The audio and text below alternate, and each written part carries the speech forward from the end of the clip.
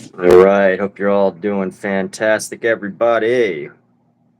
What is going on? Hope everyone's had a good day so far. So, ArtFlow Confession here. On days that I don't paint, I actually feel a sense of failure. So that is my confession for the day, my ArtFlow Confession. And I have invited a guest to this live stream. Who knows if he'll be able to join? I don't know if he'll be able to join, but if he can, that's cool. If not, um, it's all good too. But yes, confessions of an artist. There you go. That would be a good. That would be a great confessions of an artist. That would be a great podcast name. Confessions of an artist.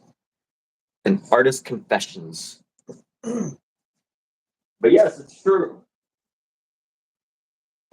But here's the real question. If you want to dig into this idea of being hard on yourself, if you want to dig into this idea of being hard on yourself, and if on days that I don't paint or draw, on those days, and I end up feeling like a failure, what does that actually say?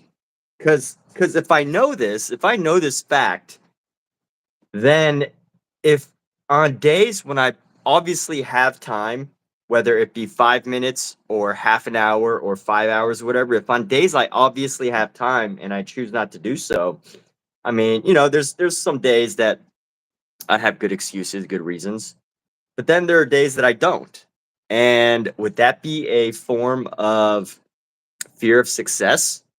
Because it's not fear of failure, because I know through my personal feeling that it is a feeling of a failure if I don't paint on a day or draw or do some sort of art ideation. And honestly, my barrier for that is really low. Like I only need to do like 5 minutes of art to actually be like, okay, I did something. It's not a total failure. But anyway, you set unreasonable, impossible standards for yourself. Sometimes you forget to celebrate how close you get to them. Amazing. Well, thanks for chiming in, King Master Lord. Haven't seen that brand in a while. The Master Lord brand. So nice of you to join. And with that said, I'm gonna pull up an audio to listen to. But yeah, I mean that's one of those things. Like when we set these expectations for ourselves, when we set these high bars, these high standards, these high expectations, um, we recognize it does keep us motivated. But here's the dilemma: is when we know, like I know, on certain days that if I don't paint, if I know that I'm gonna feel like a failure, then and I there is a day that I don't do it, and what does that actually say? What does that mean? Does that mean that I'm chasing failure, or does that mean I have a fear of success? Because if I know all I need to do is do something creative, that it's a successful day. So if I don't do it, does that mean it's a fear of success? There's a good question. I've often heard people talk about the fear of success. Like, who would fear success? But there are people. I mean, maybe it's. I think it's a much more complicated thing than fear of failure. But I do think that it exists, and it's something to look into. So anyway, I've got my audio going. My cats are hungry. Let me just open a can of food and make them feel like they've been fed so that they don't bother me. Give them a little can of food. Come on, Scouts. Cookie, come hither. Hither and take your food. I can eat your food. What to do for you? Okay. What you do? Cut it up or something. Help. That's spoiled.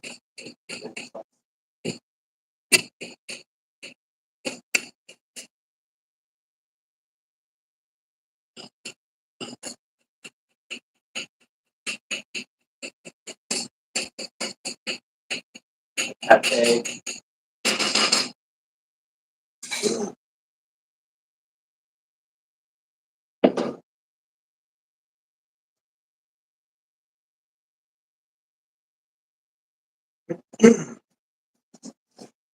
So anyway, what do you think, King Master Lord? Popularity, you got that. Success is popularity, which is loss of privacy. Yep, well, there you go. Yeah, I mean, that's privacy is very important, and some people value it. Yeah, it would be nice if everyone could just find massive amounts of success and not have to lose privacy. But you know what? I think, on the other hand, just for the sake of discussion, I think in order to lose your privacy through fame, unless somehow you get like viral fame for doing something you don't want to be known for, like I don't know, just if you become known for something you don't want to be known for. Um, that kind of fame sucks. But if you actually want to become known for something, it's actually really difficult. Like to get to a point to where you pretty much have no more privacy. Like you gotta have, like you have to be one of the top musicians in the world, or athletes, or artists, or whatever, CEOs.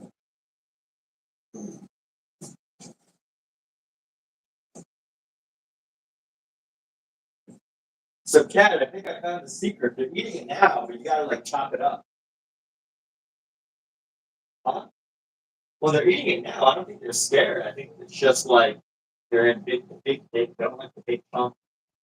Only time to bite off big chunks, so they're just spoiled little kitties. Spoiled little kitties. So I give my cats these little pates, and we have to cut them up now. They haven't been eating it since we got them. We already used up 3 cans that they didn't eat, but we finally gave them this 1 can, and they're eating it. But the trick was I had to chop it up. Feel like a failure. You can't draw realistically. We shouldn't be so hard. Need breaks. Still learning. Yeah, I mean, we're all at different levels too, We're all at different levels. You feel like a failure. You can't draw realistically. I mean, is that so? Being honest, is that really your goal? Is that deep down? What is and you don't have to answer this like live. You could just answer it in your own head. This is more for just like thinking. Is like deep down. Do you really want to learn how to draw realistically? And then, what is your definition of realistic? How realistic does it need to be? It's a lot of questions there, What are you comparing yourself to? If you're judging yourself on your ability to copy a photograph, I mean, that's what, scanners are for, right? You're not a machine. Now, obviously, the reality is you're probably comparing yourself to other artists who can do really good realism. But I think more importantly is what do you really want to draw? Because if you really want to do something, you're gonna find a way to do it. You're gonna find the effort to do it. And what's great about art is it's like, in engineering, you have to be pretty accurate. You have to, dedicate. You don't want an engineer who, to build a bridge if they never built a bridge before, right? You don't want a doctor to do surgery on you if, they've never even cut open a body, right? But fortunately with art, it isn't it's not that serious. And there's so many options. So many options. Let me look at this food bowl. Have they been eating this food? Yeah, they almost finished it. Wow. They almost finished 1 can of food. Good boy. Good boy. Like to be able to if you choose, but you can choose to be more experimental.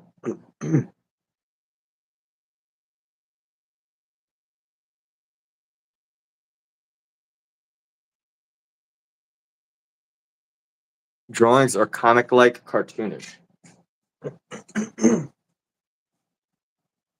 Here's a great book I've been reading. It's called Be Your Future Self Now. It's a really interesting book. Um, and it's based on this idea that, if we all thought about our future selves, what would they tell us, right? Like, let's say, I guess if you imagine your future self, Danny, 30, 40, 50 years from now, and they're sitting in their living room, are you actually drawing realistically? Are you actually sitting there drawing realism, or are you making some other type of art?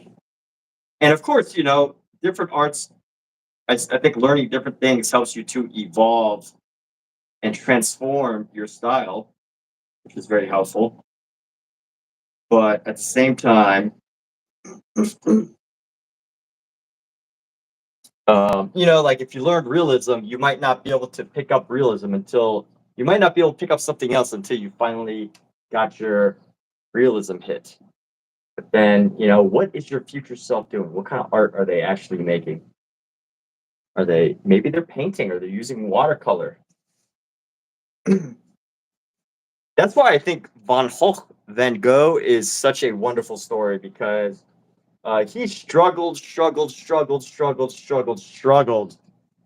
with with capturing realism, and eventually, I think the story goes that he's just like, screw it, he's gonna, he got into painting, and he was just like, he found his own ways. Honestly, I think everyone who struggles with realism, and Von Gogh, he didn't have photos. He didn't have photos the same way we do. So what we're comparing ourselves to is different. But I think anyone who struggles with drawing should definitely look up Von Gogh. He could draw, but he couldn't find clients that would let. He couldn't even find prostitutes to sit for him for his portraits because they were so bad. So if that says anything, you know, it's at least worth thinking about. But more importantly, you don't need to be so hard on yourself. I mean, it doesn't mean that everyone who can't draw and just picks up painting is going to be like Von Gogh, right? But um, there's at least something in that story that we can all take away. And where did all the safety pins go? Hey, Kat, where did all the safety pins go? Huh? Where are they?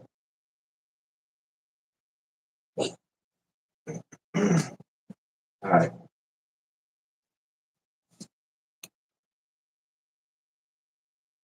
All right. Hey, Omizu. Or that he was bad smelling. Hey, Omizu, I sent you an invite to this live stream. If you want to be a live stream guest on here, we've sent you an invite. And you know what I've decided today? I'm going to turn this figure here.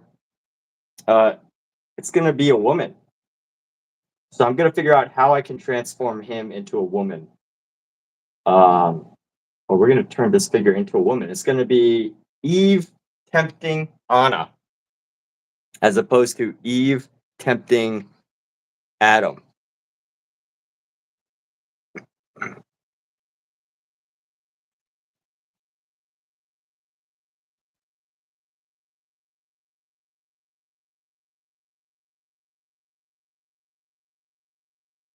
So right now, I'm just trying to think, like, what do I need to do to make this figure more feminine? First, I need to give her some breasts. Um, and then I need to adjust the hair. Should I give them both black hair, or should I give at least one of them blonde hair? Maybe I'll give one of them red. Maybe I'll make one of them a redhead. Let's do that. Let's make one of these figures a redhead. I wonder what was like the last hair color to evolve for humans. Like the very first hair color was probably Black.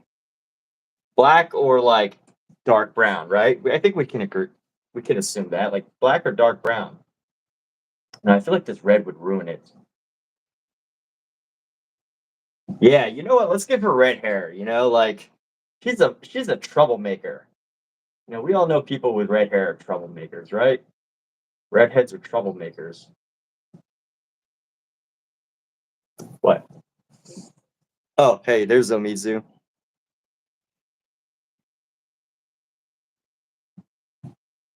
All right, Omizu. Oh, whoops. Shouldn't have seen that. Cash, you are. Huh? No, they just barely. Well, I was adjusting the camera, and your butt was right there.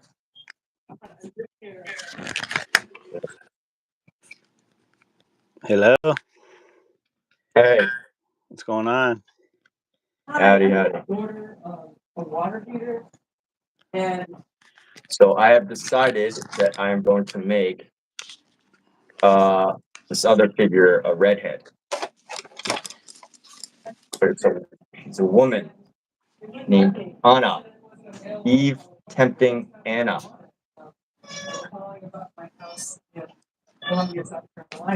So that's what we're doing here. And I need to find a way to. I can't get it to stop thinking.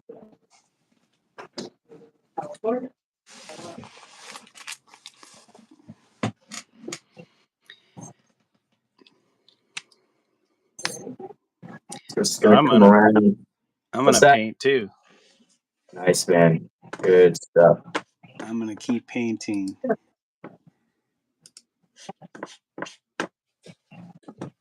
So let me pull up the chat.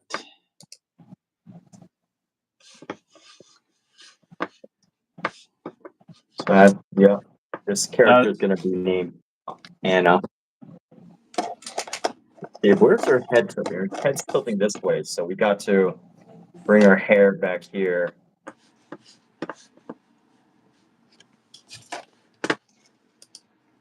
Reduce the size of some of her body features.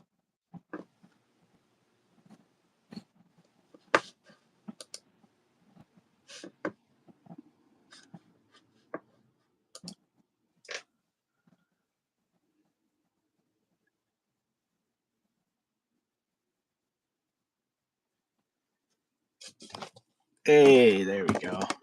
Now I can see both of our screens. Danny's gonna look. See, Omizu, see how you've inspired Danny by jumping onto this live stream. That, you know, sometimes you need twice the effort to get someone going. Awesome, Danny. Well, yeah, that's great. You know, too bad we can't have like multiple live streamers on at the same time. I can only do two.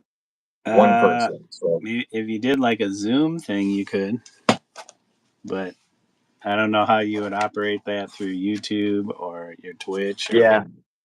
I don't think it would work through YouTube.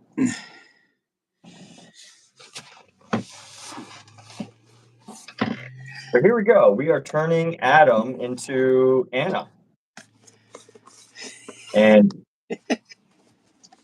you know what I find interesting? So I think what is interesting is that, you know, there might be commentary. If I was long gone and someone wanted to comment on this painting, they would probably comment on, like, you know, the modern take on, you know, these transformations of people today.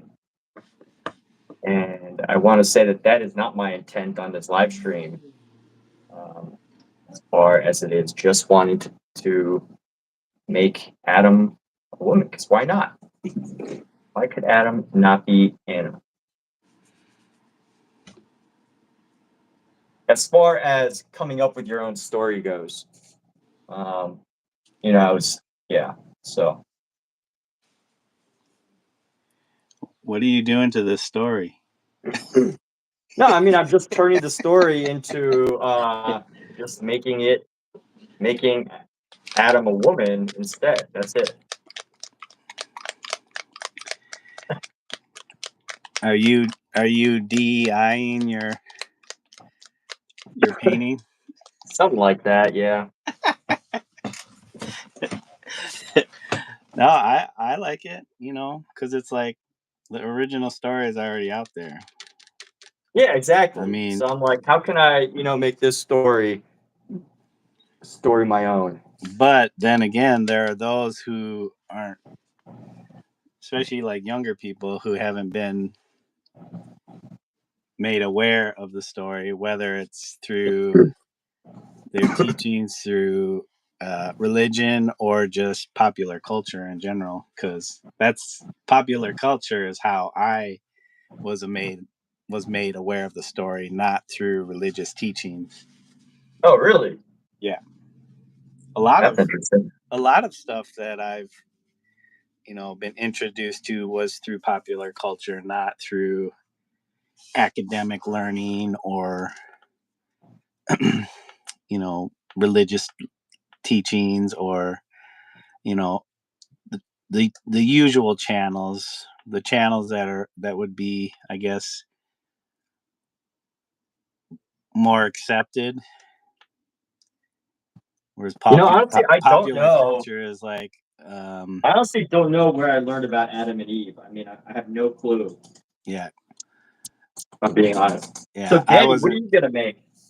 Danny E. What is Danny E. going to make? She said maybe. Do or do not. There's no try. It's already No do or maybes, not do. Danny.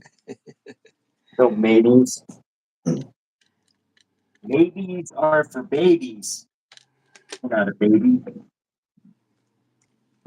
So That baby. what does it say about the painting that you want to change the story then? Um, Because what does it say about? some people will have an issue with the fact that you change the story to create a new narrative, and I don't think there's anything wrong with that. I mean, I'm not so much creating a new narrative as much as I'm just like, why not? Why can this story, like, if I take away the whole biblical idea that it's already written, why can this figure not be a female figure? It's my thing. Actually, I was thinking, oh, maybe it could be, two guys, or maybe it could be whatever. But then I just decided that I would just make two women instead. I I enjoy that you took this you well shouldn't say, well, you kind of taking it, but but you're starting to make it your own, based on uh, things that you're thinking about, versus like trying to regurgitate the same story. I don't know. I wonder if this will upset anybody. We'll see. We'll find out. Just like the person that was, I don't know if they were joking or whatever, who was who called my painting pedo trash. Yeah, which one? Because I have a woman who is half naked showing her breasts, Oh, which is not even my image. I borrowed that image from another artist because this is a homage piece,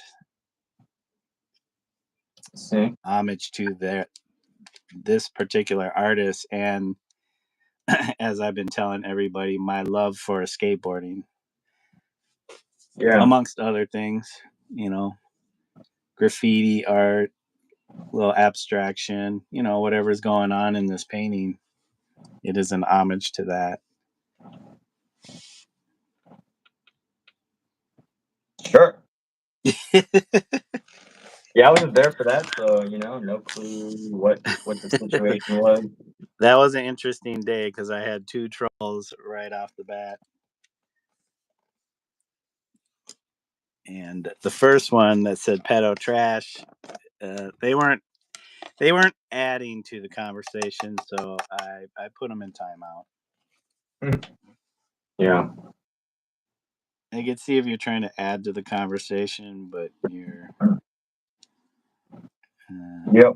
just trying to stir the pot. That wasn't adding to nothing. Yeah, just when people are just saying stuff to say stuff. I don't know. Yeah, you don't just start off with stirring up the pot. You kind of gradually work up to it, like I do. Yeah, right.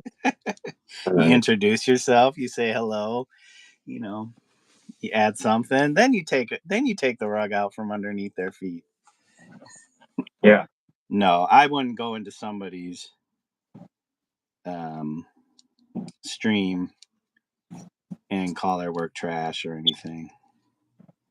I mean, you have to explain yourself if you're going to just outright say something's trash. It's like, well, why do you think it's trash?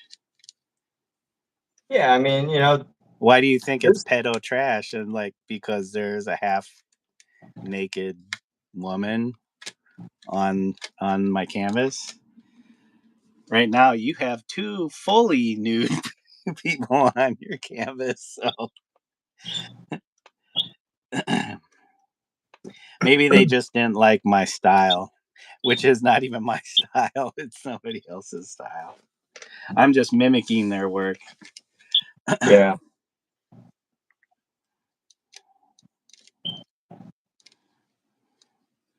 Anyways, hey, how's it going, Emmett? How are you doing today? Thank you for inviting me to your live stream today. Yeah, dude. All right. For sure, for sure. Good to have you on, man. Well, this is only the second time, right? I don't know. I feel like we've done a couple of times, maybe. I Yeah. know we did Not one. sure. It was a while back. I was visiting family up in Minnesota, so Yeah, I remember that. And then there's another day. I'm pretty sure there's another day.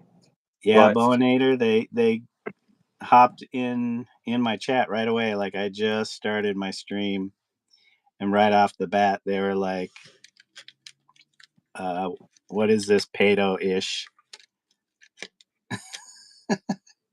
And I'm like, "How is this even remotely related to pedophilia?" yeah, I don't know. Sometimes people project, so I don't know. I mean, I'm sure.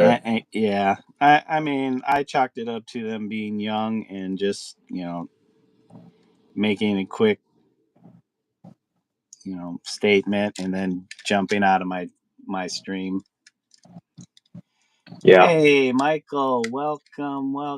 Yeah, split screen. So Emmett and I are having a conversation while painting, and you all are included. If you have any questions, lay it on us. I will try to keep track of chat too, since I don't know. Are you able to see your chat while you're painting, Emmett? I can see my chat. Yeah. Like pretty good. No, because it's behind me. Okay, so I'll try and keep an eye on our chat for us. I'll let you know, just so you don't have to keep looking. I have mine is pretty much right in front of my screen, next to my canvas, so That's cool. Either way. you can see your canvas. Yeah. So you've already paid for this piece. Michael's already bought your piece, Emmett. Oh yeah, Michael. Yes, Michael. One day you're gonna buy He's one of my already put a paintings, down right? payment on your work. Making claim. Staking claim. Well, that would be awesome. Michael's got all that Yeah. money from selling all those paintings. Oh yeah, the China paintings.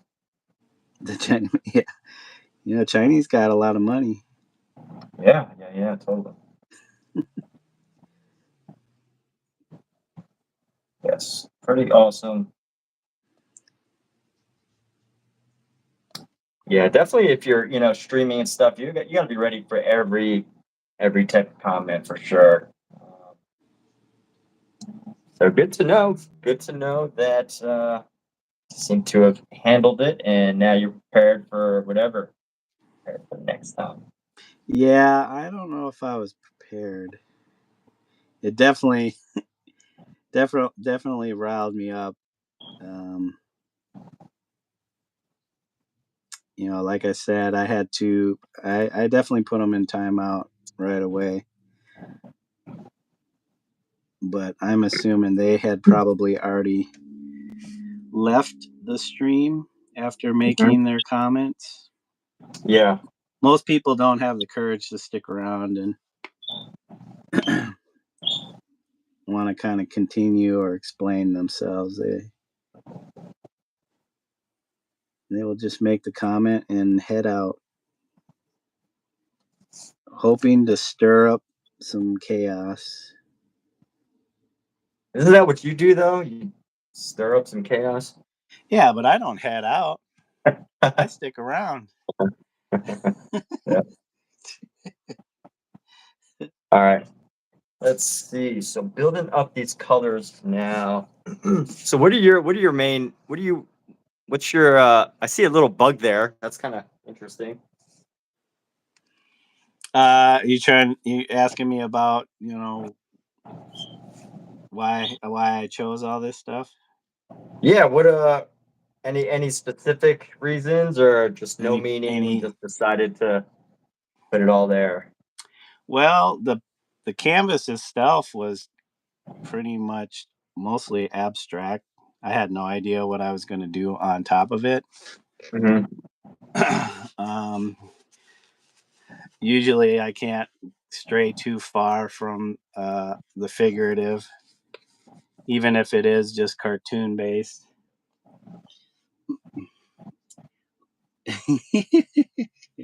Wait. Left wingers? Left swingers? Into the mountains. Painting a horse into the mountains, left wingers. Oh, yeah. What? I don't get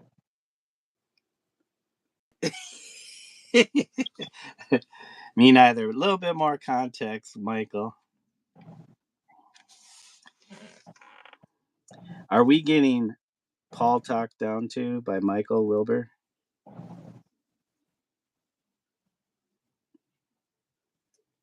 Paul Rhodes is another YouTuber painter who is, people say, is very outspoken about painting, and he has What do a you mean lot. outspoken? Like outspoken how?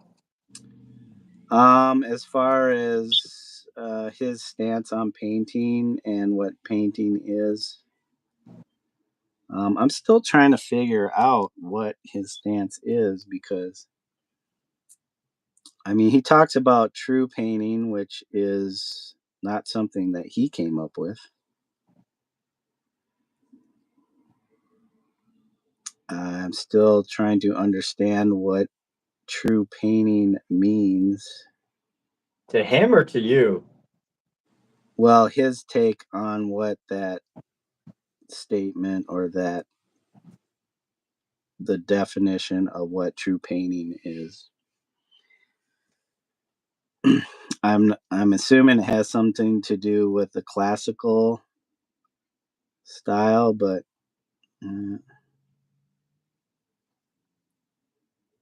because there's a lot of classical painters, neoclassicist painters, that seem to jump in his comments and argue with him about painting. Oh yeah, they argue with him. That's good. He's getting conversations going. I don't know if argue is maybe strong, but they want to debate him for some reason. And it's like, You always got to be ready for that. what's a blue chip painter? That's a good question. I certainly am not a blue chip painter.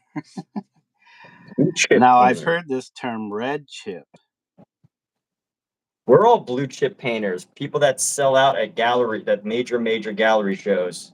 Yeah, I'm not doing that. Sure you are.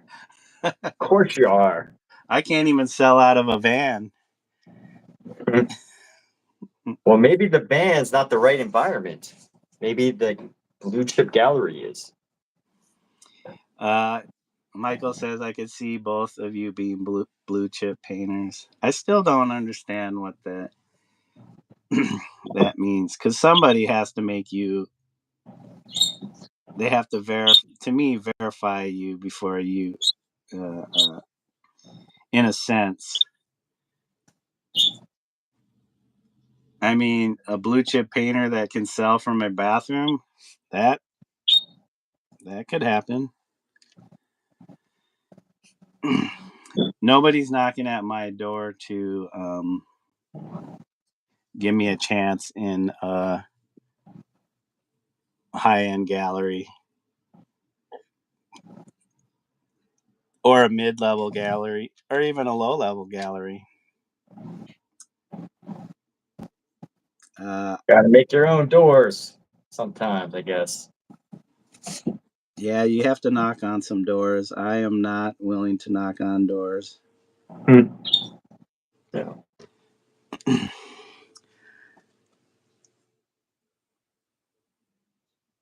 So right now, just building up some shadows on these figures just to give more shape to them.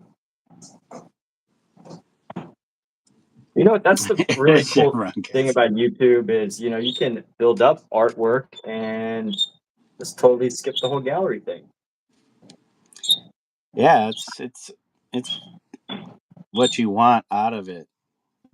That's Which, what you know, I'm you'll. not saying this is really the path, but There is no path. I mean, you can follow a beaten path, which is, you know, to end up in a blue chip gallery.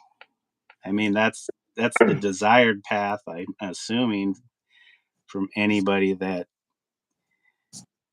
really follows the art world and the art market.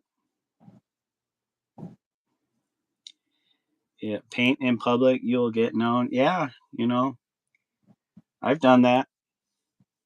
There are people that know me, just not enough people that know me.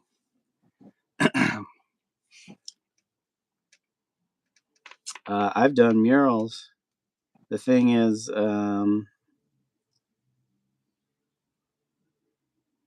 you have to have a certain look. If your work isn't looking a certain way that is deemed the blue chip look,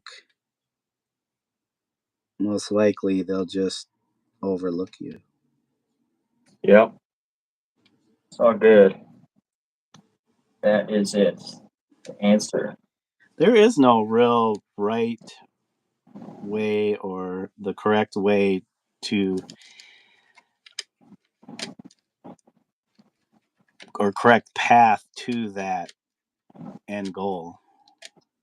To me, it's like, you know, that game Plinko from The Price is Right, where they drop the chip down the thing and then it kind of bounces around and then it ends up in Pachinko. Plinko. You ever watch Price is Right? I only know pachinko. Pachinko? It's a Korean game. Michael says use business cards. They are cheap. Yeah, I have some business cards. I need to actually revamp my business card. Again, it's how you market yourself, how you want to market yourself. That's going to get you known or make you sales.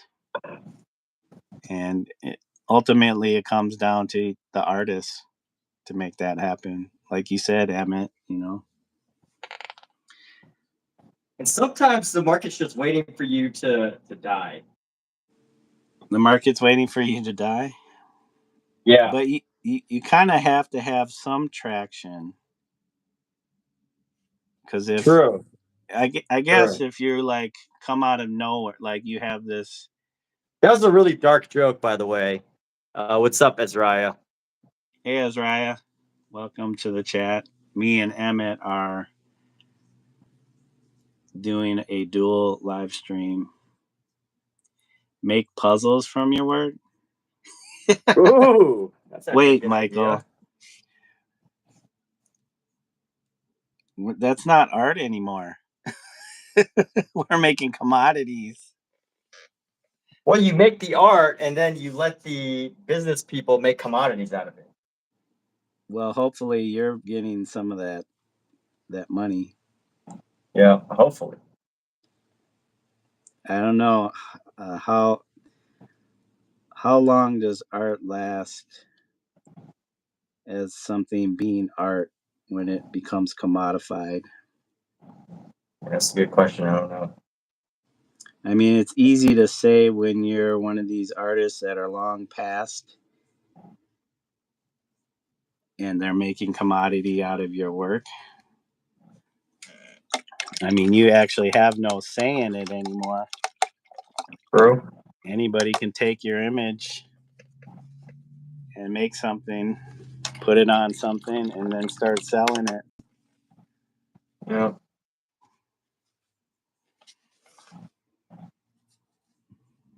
Oh, you know what, Michael? What I do is I sell the painting and keep the photo.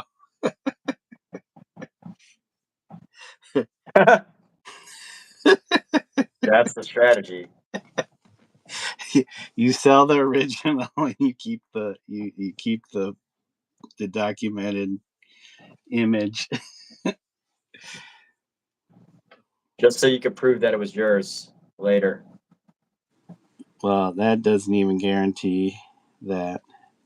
Yeah.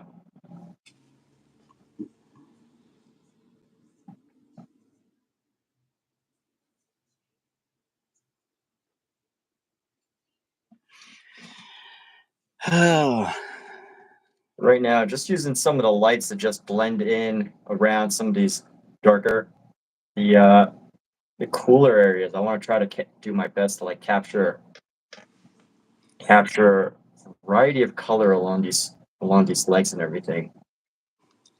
Michael says, I'll take the money while I'm alive. Death doesn't look good on me.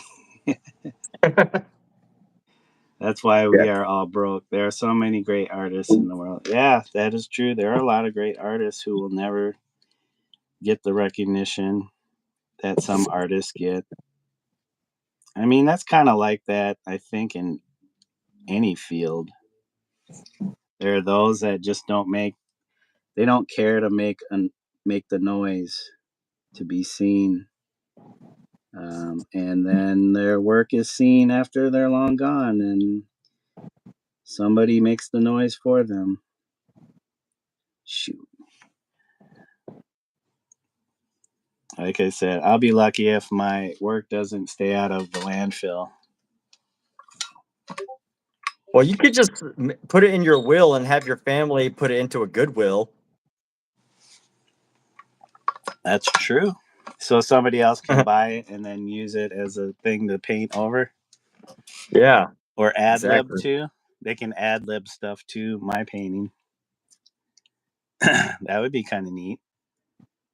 Found at a garage. I like both our works. Thanks, Michael. I appreciate that. He says he likes both our works. Yes. Who doesn't like our works? Who is here that doesn't like our works? Let us know so that we can make corrections just for you. I'm raising my hand. I don't like my own work. Oh. That's pretty normal sometimes. But you never like your own work? I'll still do it. There are pieces that I appreciate certain things on them. But the more I look at other people's work, it shouldn't be like that where you get competitive. But you know, you want to be the best. Everybody wants to be the best. Whether it's being the best at what they do or the best out of everybody. Right. I mean, I don't do painting to be the worst.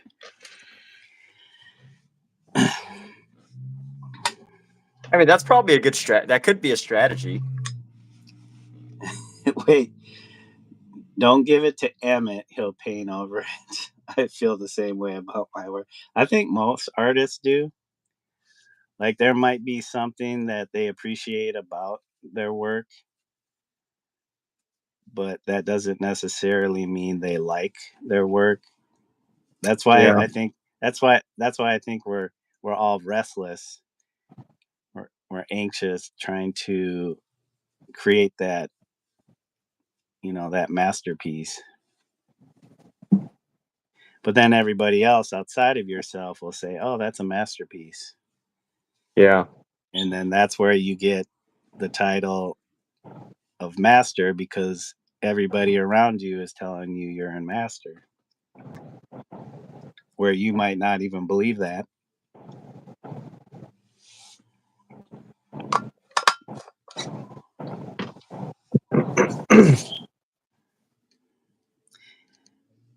Man, we need to get Michael on this live feed. Yeah, I know. Michael doesn't stream though. He doesn't.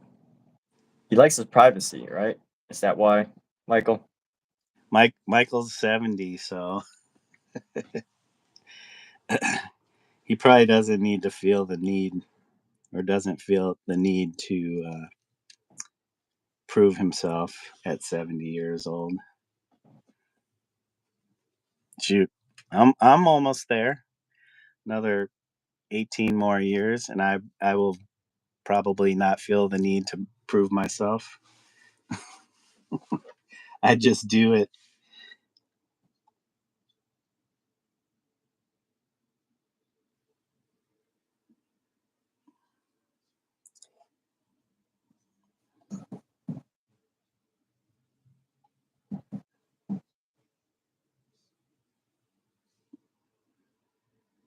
Michael, happy 70th. You're 70, huh? Wow, I didn't realize. I thought you said you were like 60 something. Maybe that was last. Didn't he Did you just recently have a birthday? didn't he just have a birthday? I thought Oh, is that why? there was some streams back he mentioned that he had just turned 70 or something. Oh, okay. Well, that makes okay. I could be wrong. The streams, the days and the streams go by so fast. Yep. It's hard to say when when I saw something. Like the last time we did this, that was maybe back in December, November. Oh yeah, Michael says November. Paint. Michael says he paints because he enjoys it. I don't paint for others. Yeah, I don't think you would last long in this. And I use the word field loosely. If you didn't enjoy it and do it for yourself, Yeah, you would not last you at would not all. last. I don't think anyone would last doing that. You would hate Or you. yourself. You Uh-huh. would start to hate yourself. You would be like, "Why am I doing this?"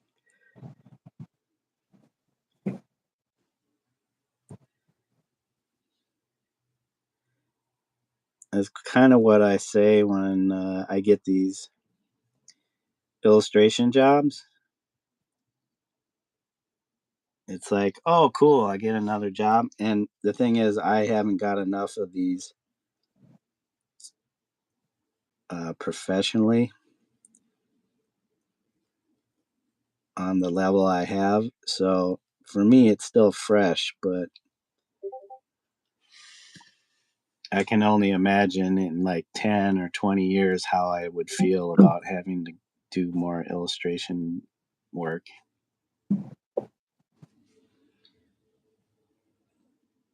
Speaking of which, they're asking me to do another project, the publisher.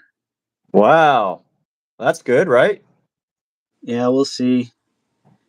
They said, hold on, just give us some time. It's like, okay, how long? Because I can't make a career out of illustrations, like here and there. Like if it's not regular, it's gonna be hard to do that while trying to work a full-time job. Right, of course. Now, if I pursued more illustration work, I could make it more full-time. For sure, yeah. Definitely But could. again, I don't want to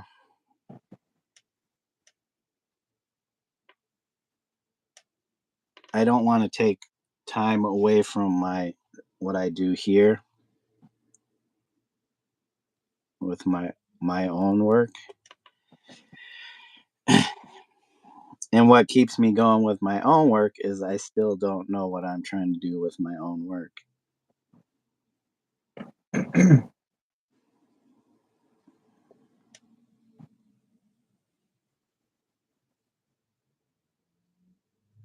So I think I got to give her more of a heart-shaped face here.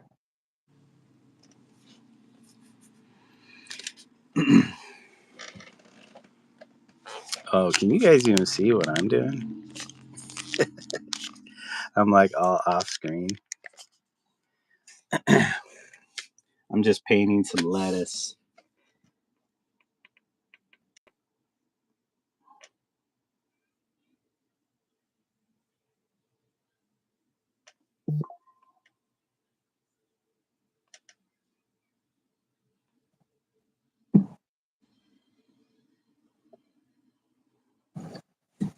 I wonder what Danny's working on. She just kind of said she's gonna go work on something, and then she disappeared. Actually, Michael, it was already a comic book. I took art from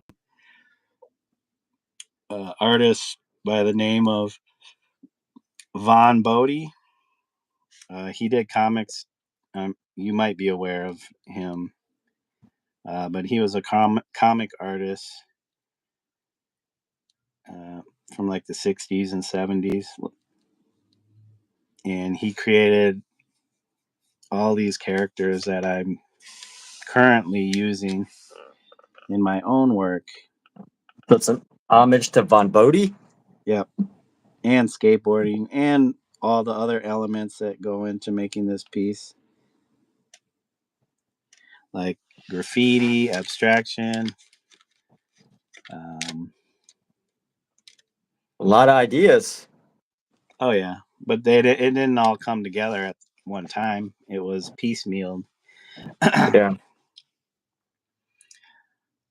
I guess you can say I'm a product of postmodernism.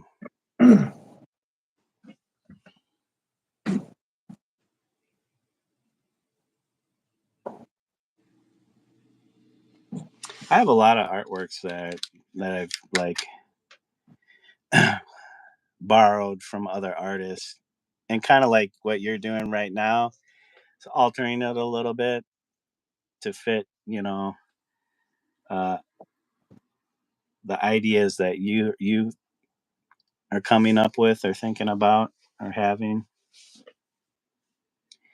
Pretty much your conversation with art.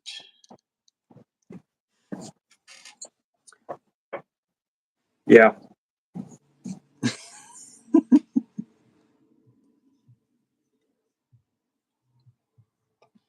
Yep. I can't see, so I'm only seeing my half of the screen because of my canvas. Are you really? Oh, okay. That's So fine, man. You don't need to. I'm You not don't need to actually see my getting to stuff. see. I'm not actually getting to see what you're doing, so I have to move my canvas a little bit.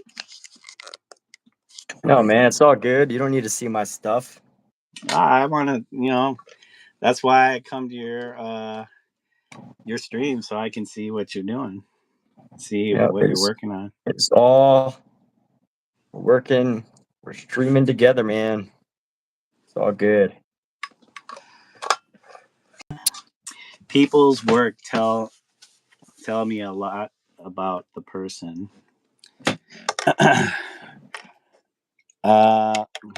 What does my work say to you then? Because this is a small this is just a small piece of the pie of my actual body of work, which isn't necessarily like this. I think you really like the 80s. I like that answer, Michael. Organized. Yeah, you could say that. Like I organize bits and pieces. I liken it to when I was younger and I used to play with Legos, the little toy blocks, and you could take the individual pieces and you can put them together to make something larger. And so that's kind of an analogy to what I'm doing here. Is I take elements from things that I like or I'm thinking about, and I put it all together. Sometimes it causes problems because there's too much information that I put together. But it's an interesting process for myself.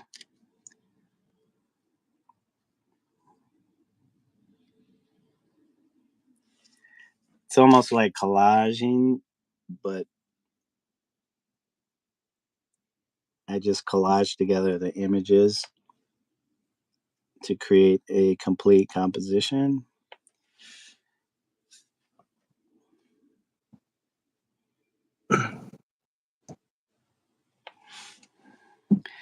And hopefully put a little of my own twist into it. Not trying to be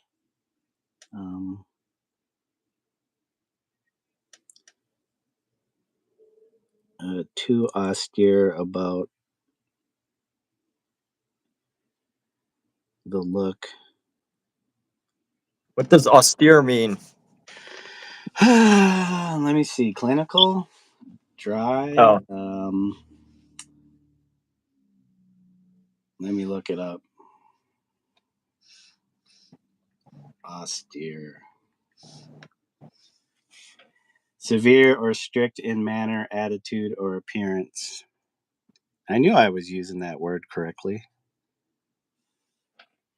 Similar, severe, stern, strict, harsh, unfeeling, stony, steely, flinty. Similar, strict, self-denying, self-abnegating, moderate, temperate, sober, plain, simple, basic, functional, modest, unadorned, undecorated. There's more, but I didn't go through all of them. Yeah. I get the idea. Austere.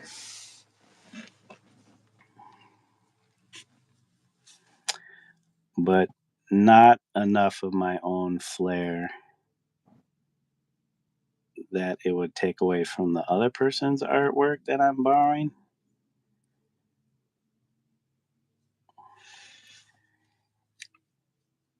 And this is something I'm not like, oh, I'm going to take this piece and start selling it. I'm going to make prints. I'm going to make keychains. I'm going to make cell phone cases. This piece is being painted ultimately for my own purposes in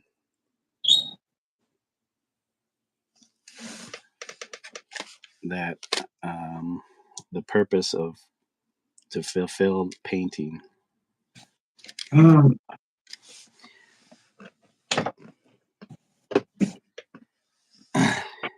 Michael says, I got a banana and a duct tape. Austere means needy. I don't think that's what he was responding to.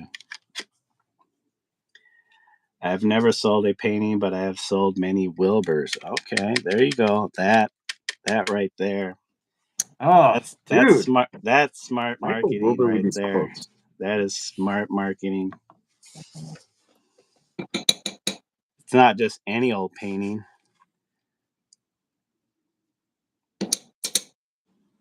Like that.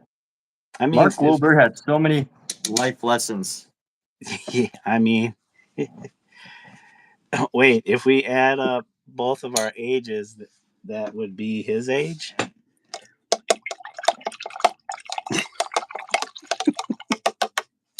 That would equal his experience, his life experience. You're like 19, right? I think. Are you asking me or somebody else? Yeah, I'm asking you. Oh, you think I'm 19? No, I'm just kidding. Oh, okay. My guess is you're in your 30s. Yeah. Pretty sure I've said that before. Yeah, I can't remember. Yeah.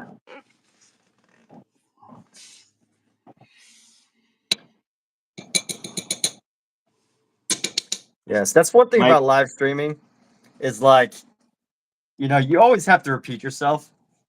Oh And it's yeah. just like a, normal thing. Like I remember seeing this live stream, it's compilation of Lady Gaga at all these interviews.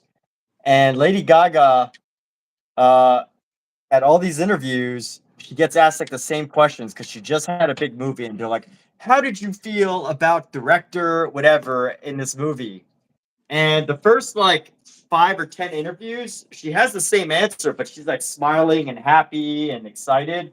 But then the last like 10 times the interview goes on, you can tell it's just a totally canned answer. She's like not enthusiastic about answering that question anymore.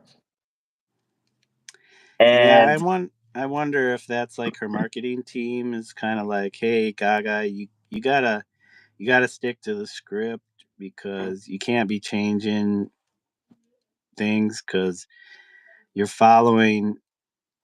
They need to relate to you, yep, and if you keep changing what you say and do, it's hard for them to get a grasp on you as a person. right, But then again, it's all made up anyways right. because I feel like in that line of work it is all about image, Oh yeah, and you're just creating an image just like we're creating images. yep, I mean, once you start getting known as this painter, and you're getting traction in the art world, art market, and people are that's why they say don't change your style. Once you start changing how you do or your subject matter or whatever, uh, then people will lose interest because they say, well, he or she did work this way, and I really like that. And now they switched up, and I'm not keen on what they are doing. But that's what makes the artist is that they continue to explore what that means. Because once you just start popping out the same old stuff, just you know, are you an artist anymore, or are you just a technician that creates something that someone else invented?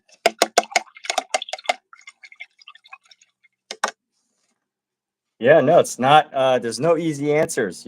Like this is this is not the business to get into for easy answers. Painting or Yeah. Well, acting or painting and art singing? in general. Art in general, yeah.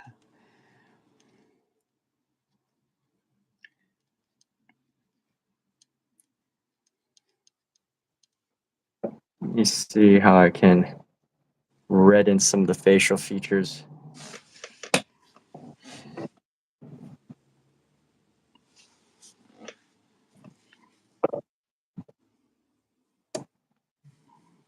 Michael says all art or all his art comes from his head or what I see in front of me. I think I have the same philosophy. I paint what I see in front of me, or it just comes out of my head.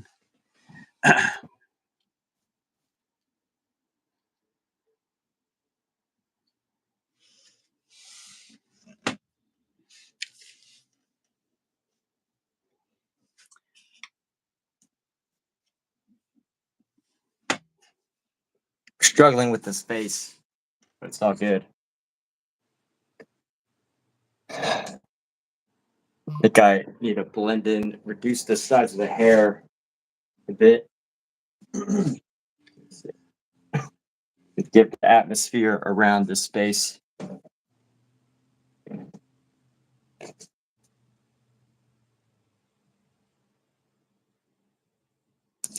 Actually, you know what? Take a big brush. Use the big brush right now. Get into some bigger brush work. As Michael would say, get a 4-inch. Yeah. Art has done more for me than any other occupation I've had in my life. Yeah, pursuing art has definitely opened a lot of doors for me. Definitely had a lot of doors slammed in my face pursuing art, and some doors that I've ignored just because doors were not opened for me.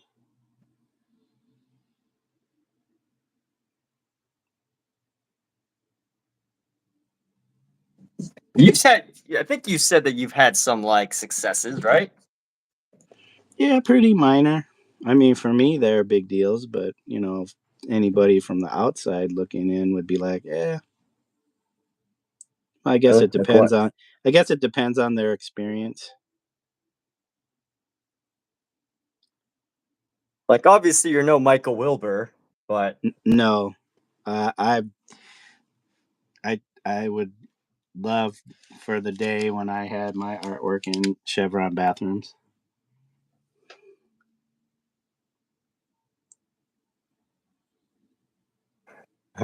Or any bathroom at all. There is a bathroom at the hospital that has, that corporate art. I'm sure you're familiar with corporate art. yeah, absolutely. And it's just a print of the art on, I guess you could call it canvas, but I don't think it's canvas. It's like something akin to canvas. And it's in 2 different bathrooms, actually, the same piece of artwork. So that's why I know it's not an original piece of artwork. But the hospital does own original artworks from local artists that are hung throughout the hospital. Now that's a good gig.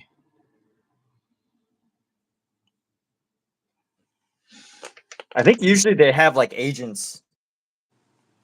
Yeah, it's like how to get, because my wife works at the competitor's hospital in town here, and they have a particular studio that they populated their building with that this particular studio's artwork that's local. And I've met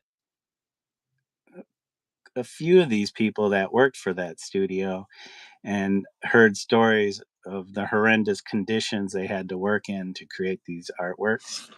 Really? Like Yep. what? Like, warehouses that were not heated in the winter, and then just like saunas in the summertime. Oh, So that's they weren't cool. They have to work on these pieces, like in those kind of conditions. I can only imagine.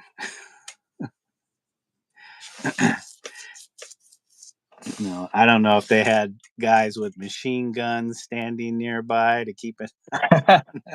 Right. But you know, to have to work in unheated or uncooled like warehouses, it seems kind of extreme, but Yeah. nothing like looking at paintings while sitting on the crapper. I mean, yeah, when I use that bathroom with that corporate art in it, I'm always looking at that piece of art and I'm thinking, how can I take this and put my art on top of it and hang Well, it all you back need to up? do is tape your art over it. I've Doesn't thought guarantee about it'll that. stay, but I thought about that. Like, okay, do I bring a staple gun? Do I bring some tacks and a hammer? How do I mount it over the tape. tape? That just means it'll fall off. You want that you want that to be on there. Super glue. Super glue. some big heavy clips.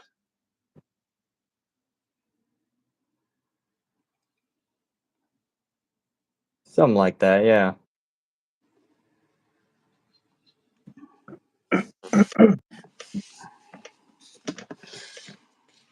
Yeah, I want to Banksify the bathroom at work. The Honestly, piece of Michael probably is onto something. This idea that, just put your stuff in where people go, bathrooms. yeah. You never know who might see that work Right. and want a piece of it. Michael is definitely onto something.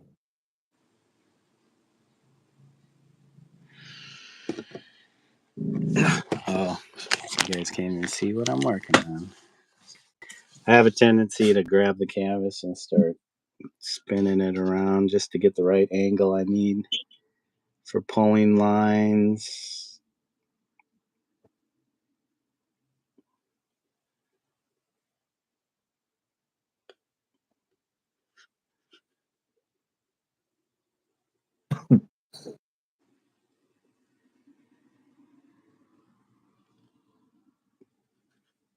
It's a very sparse tree.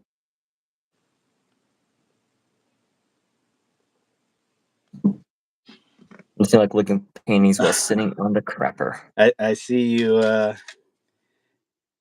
you switched up what you were doing. Were you getting a little discouraged with the faces? Yeah, no, I mean it's not the discouragement as much as it is like, hey, I need to step away from it Yeah, and do something else. you don't want to screw it up, so yeah, move to a No, I different mean area. it's already screwed up. I just need to like Is step it? away, Is it? you It know? doesn't even look like you have anything really there. Well, like this one, it's this one right here. Just if you look closely, it's like there's paint on it, but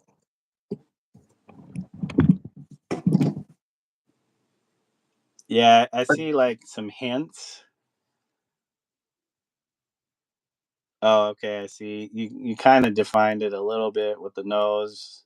but the features are too masculine. So that's my issue.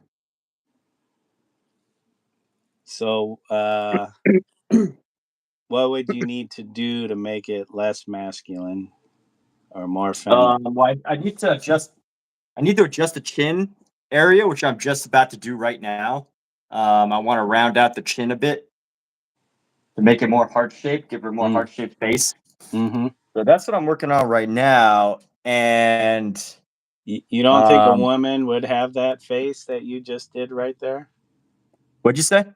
I said, you don't think some woman out there in the world today would have a face like that? No, I mean, I'm sure they do. I just, for the purpose of this, I feel like I have the added pressure of the fact that I switched this originally from a man. So now I do have to, make extra effort to, make it look right. Or make it look extra feminine to make it, you know, to pass.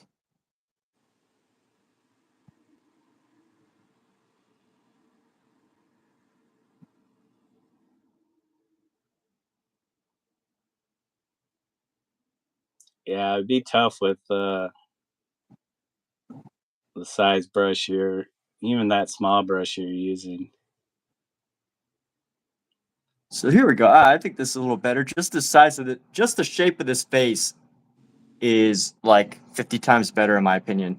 Yeah, I like it. Just the shape, you know, more feminine jaw, because the other jaw was coming out straight ahead, and I think just that subtle little change was enough to help me push it in the right direction.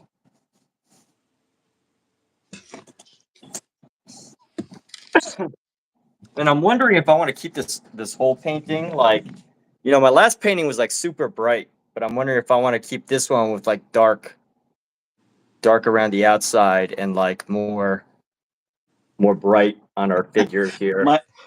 Michael, didn't you tell us that the other, like a few streams back? He went to Goodwill to get a frame for his painting, sat the painting down, and when turned around, it was gone. Some lady had took it to the cashier since it had no. Oh, what? Yeah, I thought he had mentioned that before. My first question is, I guess I was thinking, why would you bring your painting in? But you need to find the right size for your painting. So yeah, you would probably want to have your painting with you. You know what I think though is like it's the fact that the lady probably knew Michael was gonna take it, and she didn't want to lose it. Like that possibility of missing out is enough to get someone to be like, "Oh, I should buy it." You know what I mean? Oh, maybe I was mistaken. I thought so. I'm thinking he went to go look for a frame for the painting that he had with him. Oh, That's what I was thinking. But now that you say that, I'm thinking, I get it. he found a painting that had the frame that was in a frame that he wanted, and he put it down and she took it. But he said it had no price on it, so. I see. Oh, okay, so two different stories there. Both. Still not sure which one's correct, Michael. The one where you brought your own painting in, set it down, and the woman took it, or it was a painting with a frame you found, and she took that one after you set it down. No, yep, his painting. Okay, that's what I that's thought. cool. That was what I originally thought, because you're trying to find the right size for your work. Right. So you Also, bought it it then. had no price tag on it, so again, that meant to me that it was his painting. Right. There's no price tag on it. Michael, that is a funny story. Yeah, I enjoy that story. I'm gonna do that. I'm gonna bring a painting into Goodwill, see if anybody tries to take the painting, because they probably thought it was something that was something being sold at the Goodwill, and figured since you put it down that you didn't want it, and so they snatched it up, thinking, "Oh, that's awesome."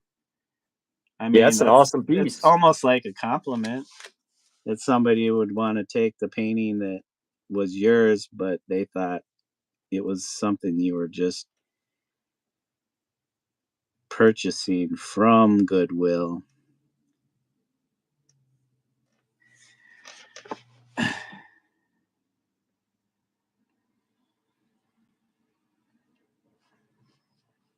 So, where is everybody else? Well, it is Tuesday, so like.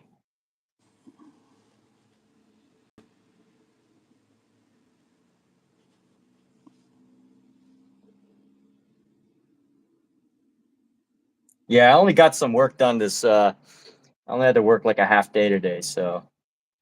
Yeah. Got a full day tomorrow. I'm working on a what is her name? I think looking at the show tomorrow. I don't know if I can talk about it yet. So it's a That's all right. comedy. That's all right. You're just working on something. You got a project you're working on. Let's see if I have any other info. No info.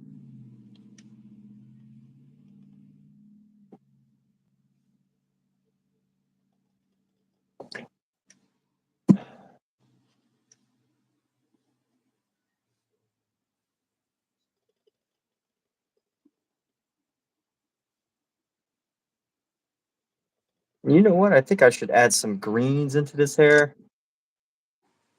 I mean, Geez, yellows. as like a reflection from the light coming off the tree, or Yes and no. No, just as an artistic embellishment. decision. Yeah, as an artistic embellishment. Yeah. What funny stories do you have? About what? Just like a funny story. I don't know. Does it have to be related to art or painting or? Uh, off the top of my head. And is it funny because it's something that happened to us or somebody else?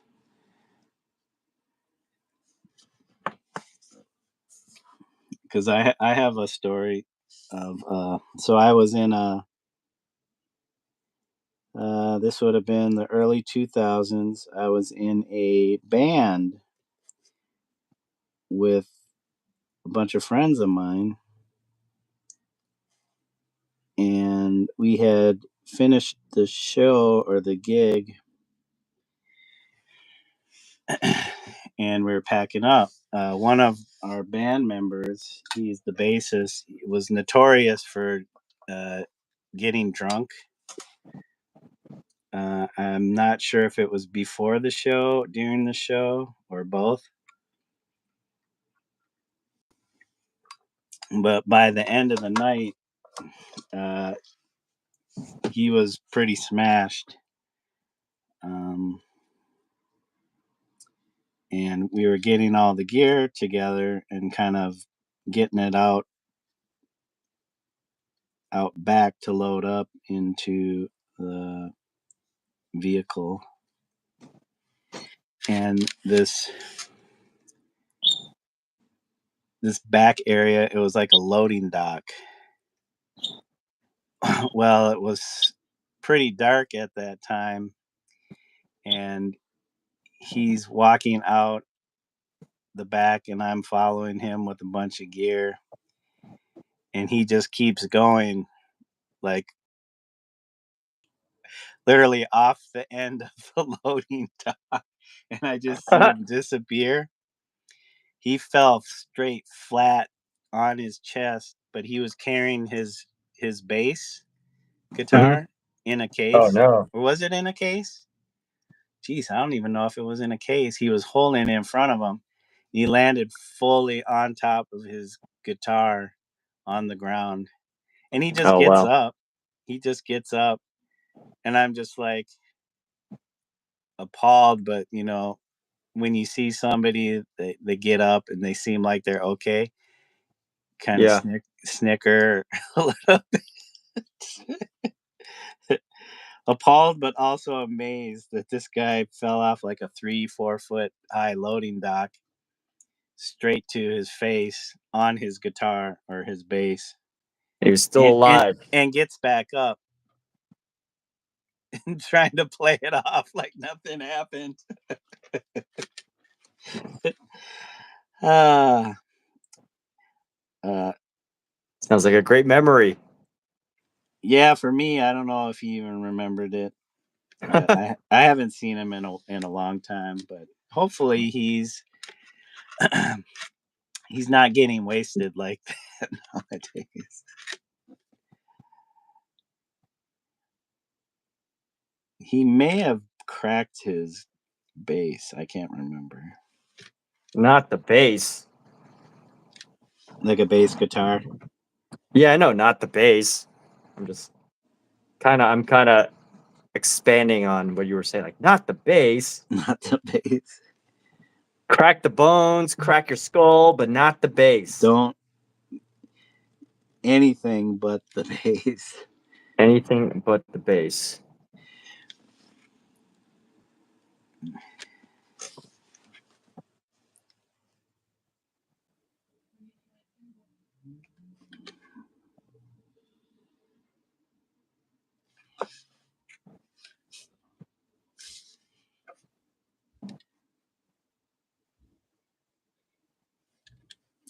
Trying to think of any stories that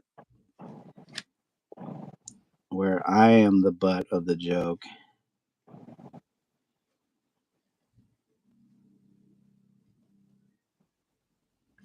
I have one that's kind of sad. Well, I don't know how sad, but I found it sad. I don't know if I'm ready for a sad story right now. Well, it's not Ready? like gonna bring tears, but sad in like a how would I describe it?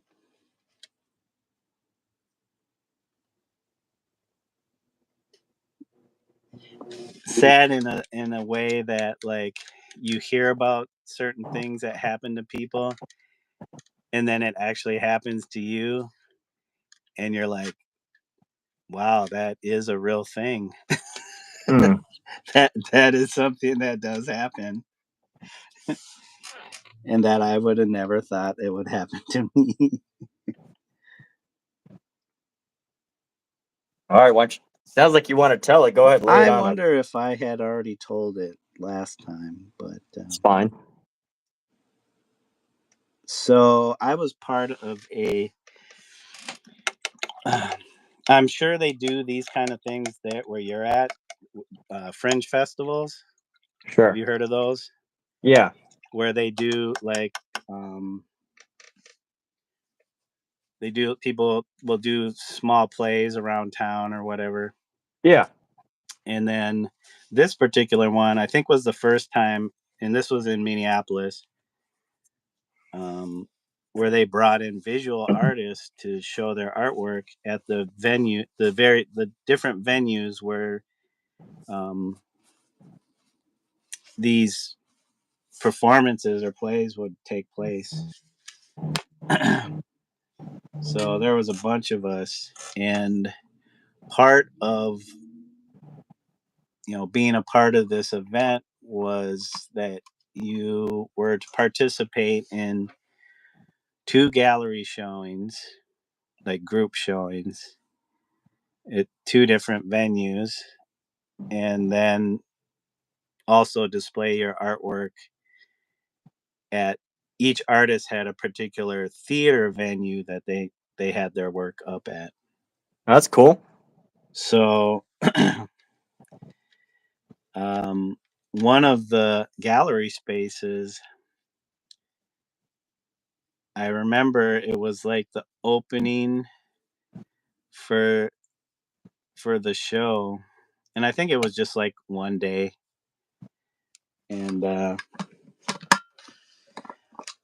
I was like, oh, excited. It's like, oh, I'll go to the opening, and I'm gonna go early.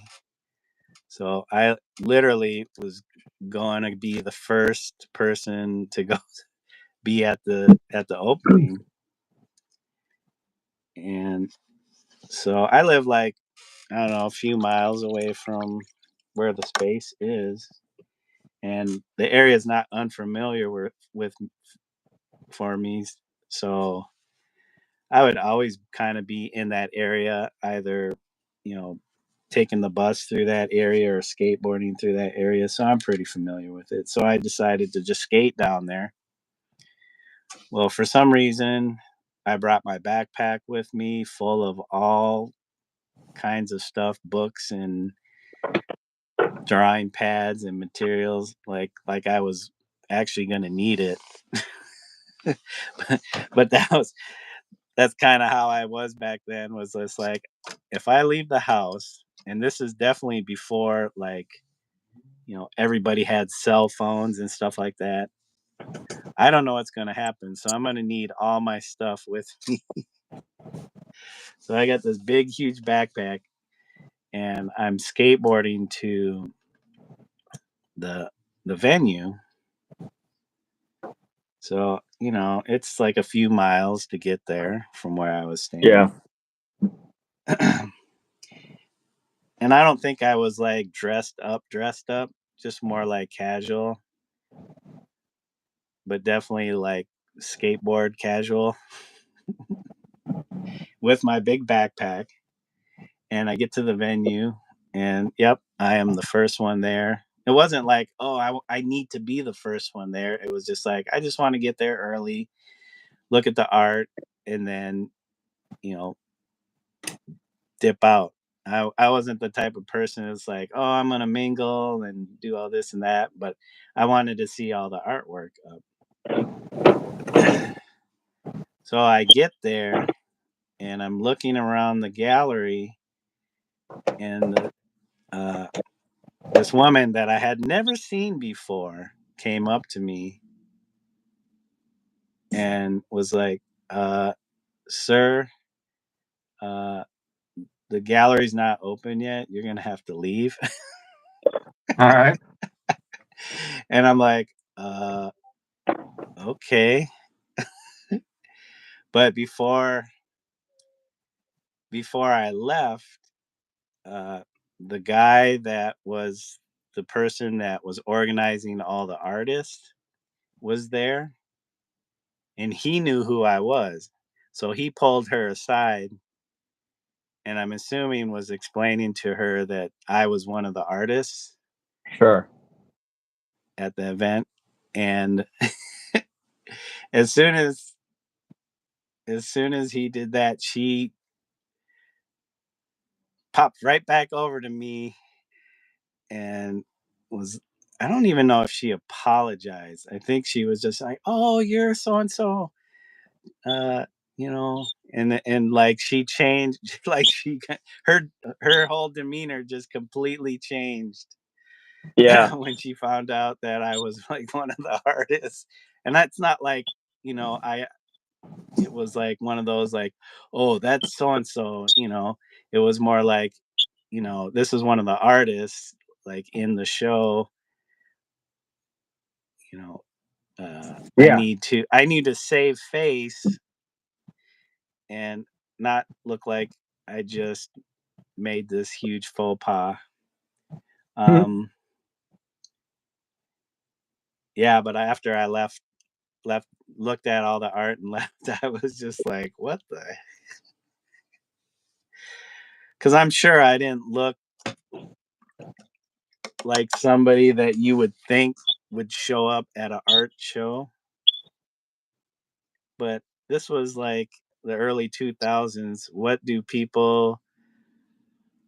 are people supposed to look like who show up at art shows, especially at that time? Like,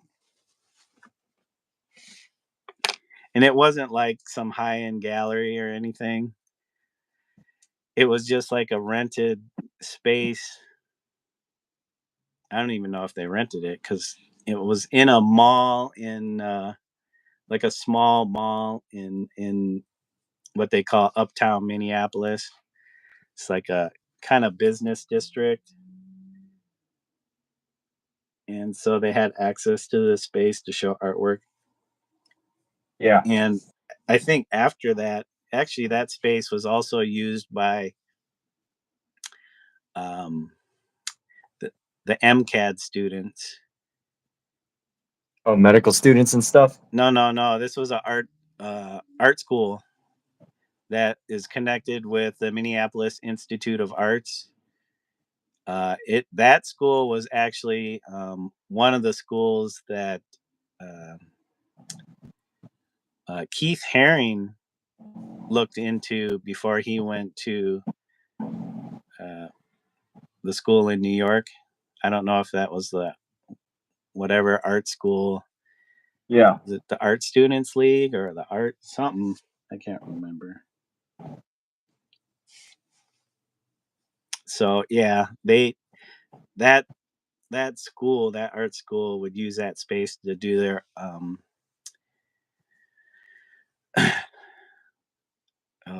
their undergrad shows.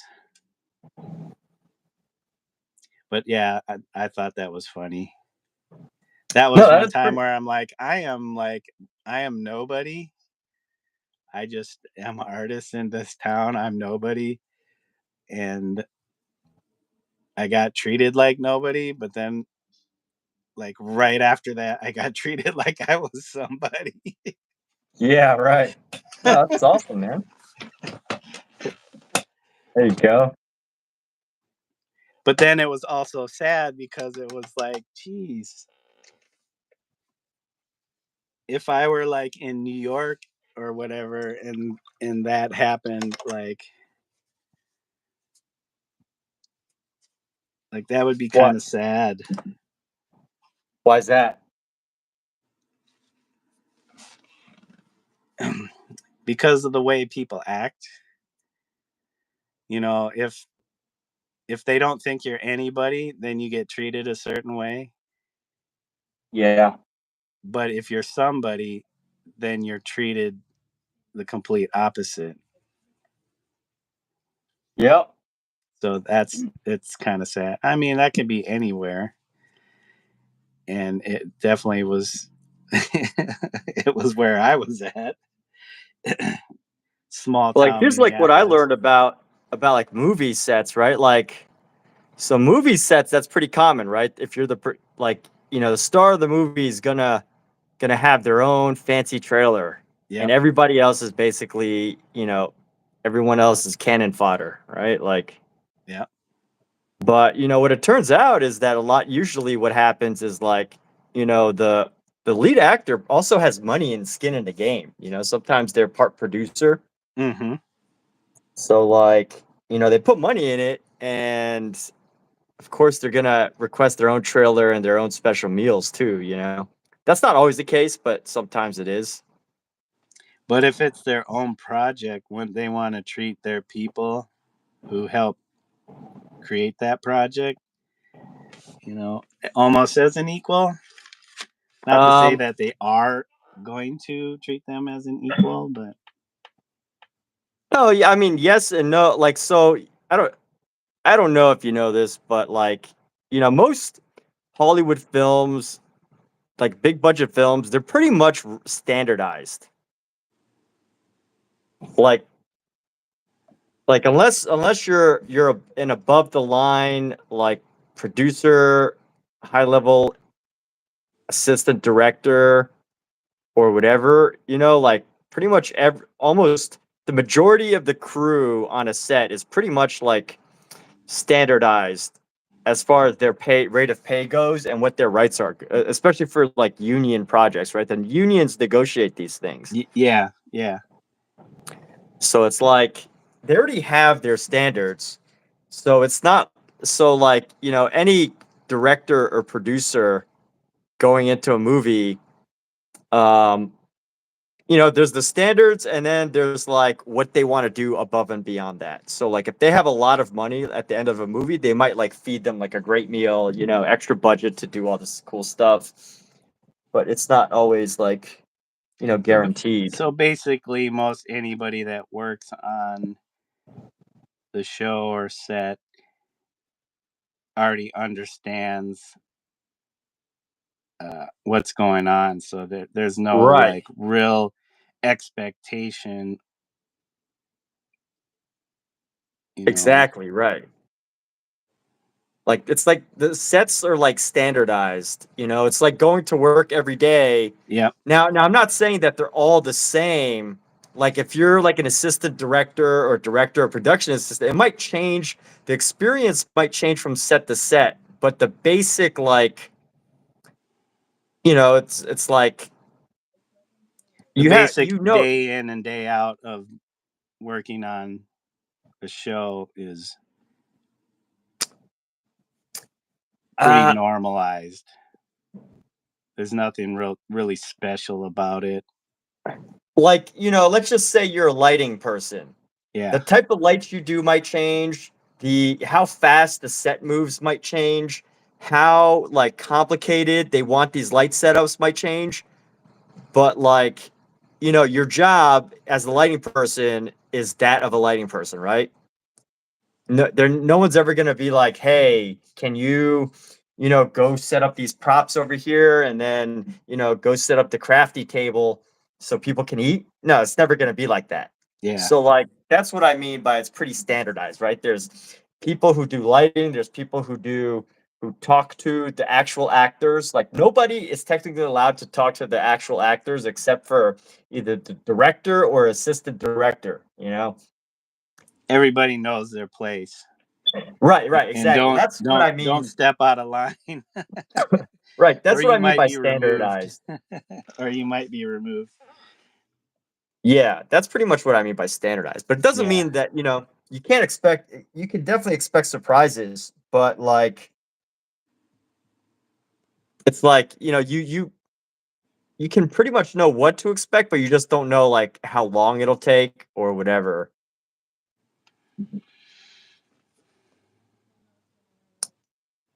Yeah, I'm trying to figure out like a good way to describe like, you know, knowing what your job is, but like it's not always the same as far as what you're doing. I don't know. I don't know really like Well, how so it was like, okay, I used to work for Whole Foods. I work in their produce department. I knew what my job was. It wasn't like they were gonna one day and be like, "Hey, we're gonna Corey, we need you to go over to like the bakery and start baking."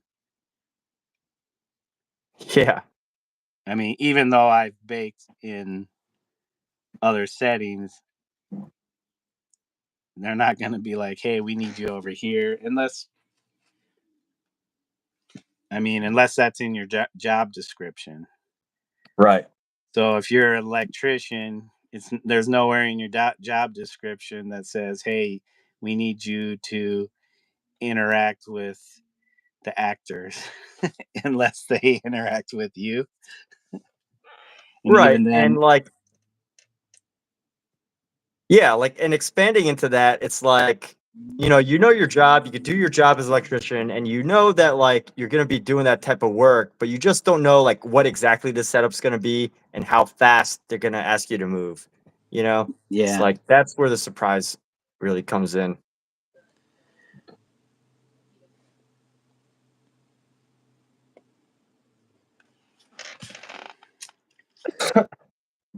So let me see if I can add some highlights into this hair here.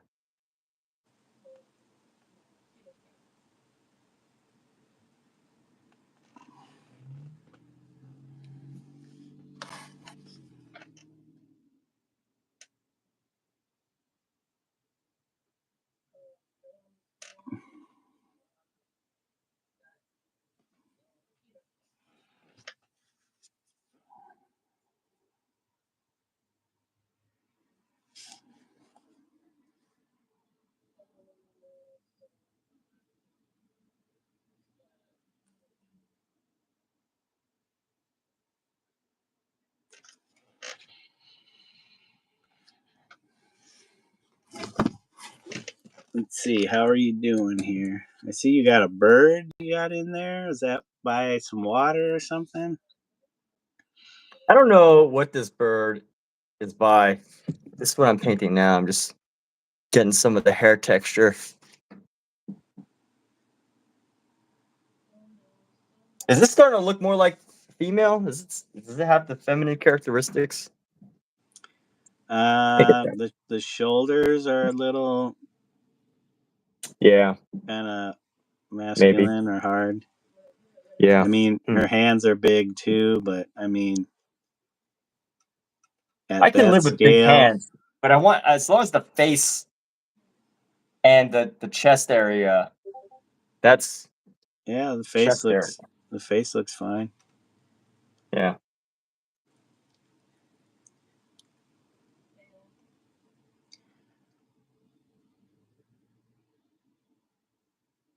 It's hard to say. Everybody's body is different in shape, form. I know there's at least in classical art, there are certain rules to the human figure that you should follow. But we don't live in those times anymore. So why should you have to follow those rules? So that art that you ended up posting for that show that you got kicked out of, that you were part of, what was the art? Do you still have it around, or? Some of it sold. I feel like the majority of what I had shown there is sold. That's awesome. If it didn't, I still have it. Honestly, I can't remember everything that I put into that entire thing. You don't remember everything, dude? Come on now. Yeah, there's some pieces that I had that sold that I never made or had images taken of. Yeah. So I have no idea what I made. uh, some of it was made specifically as a series of stuff, Mm-hmm.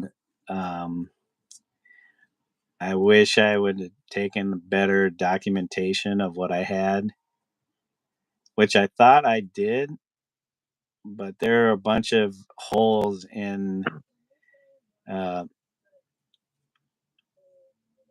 uh, my. What were you using? Polaroids or? No, there's like those handheld point and shoots. I didn't have like a fancy like DSLR or anything. I'm assuming they had those type of cameras back then. This would have been like 2003, 2005, somewhere around there. I mean, 2003 is still pretty ancient, Yeah. Yeah, I Like Facebook remember. wasn't even invented yet in 2003. I want to say I had at least by 2005 I had a really chunky digital camera. Yeah. I've had video cameras most of my life, from like um, handheld. What do you call them? Handheld S stand SD or DSLR? HD video cameras Oh, yeah. from like the mid 90s up to, but handheld digital cameras, I've had a few, mostly hand me downs from like my dad. He would have various camera equipment because he would be taking pictures of job sites. Yeah. He does residential architecture, so he would go out and take photos of stuff. So yeah, as soon as like the digital cameras started hitting the market, I'm sure he had one. And once that one got kind of old, I think he may have handed it down to me to use. Yeah. But those pics that were being taken by that camera are like, the image quality is just like a step up from the film point and shoots. Mm-hmm. But yeah, I know I've had friends that have used Polaroid to shoot some of their work with, but I never had Polaroid uh, pictures. Usually, like the little cheap point and shoot cameras, film cameras, or uh, early digital cameras. Yeah. But yeah, I'll be right at back. that time, I wasn't thinking, oh, I need to make sure I document everything.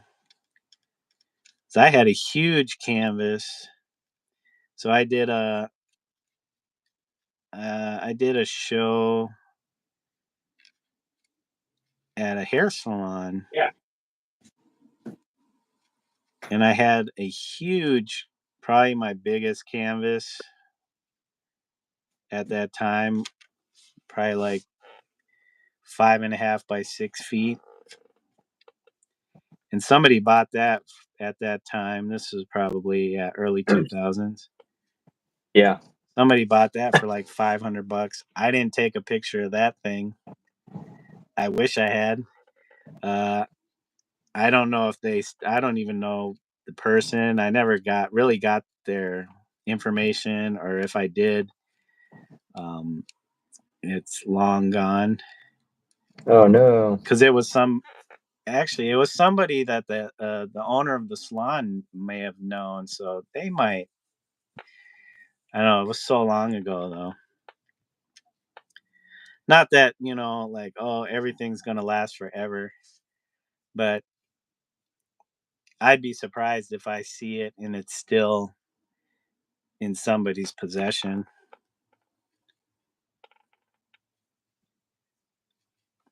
You haven't heard about it being sold in like a secondary art market? No. My guess is, if anything, it probably ended up in the trash, or somebody else used it, because that's a lot of good canvas. I mean, I stretched the canvas myself. I bought a roll of canvas. I made the stretcher, um, not from store-bought stretchers either. I made it from wood that I purchased from the hardware store or big box stores. Cut it Yeah. myself. Wow. Did all that, stretched it, and then I did the artwork on it. And I vaguely remember what I did on it, but I know it involved making a grid using one of those chalk line things that you see on job sites, Yeah. and maybe some flowers, some huge flowers.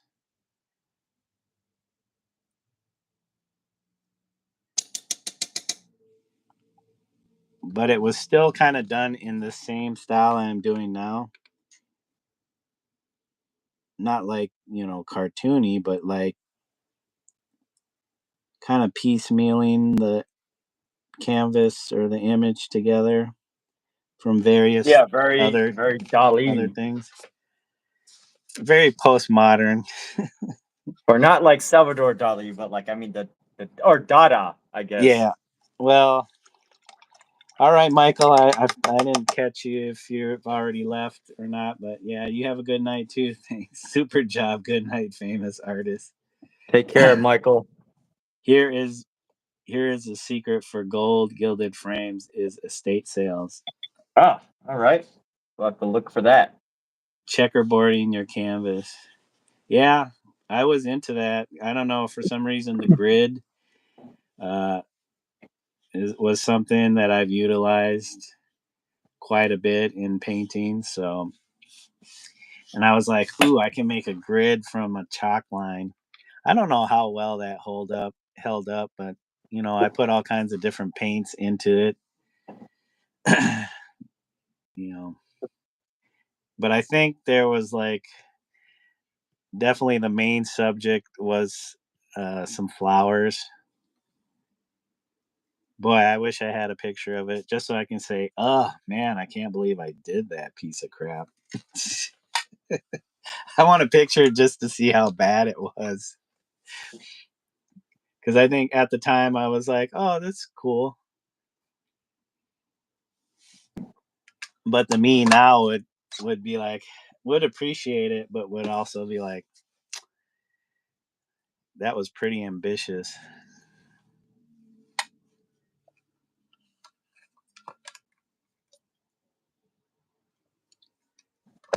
I actually have a few large canvases in my garage that I stretch about that size that I haven't really done much with. So I told myself, this is going to be the year that you finish a lot of those works that you started, There you go. And you know, quit putting it off. So what happened? What do you mean? What happened? Are you finishing them? Yeah, this is one of them. Oh, nice. Hopefully, I can get this one done.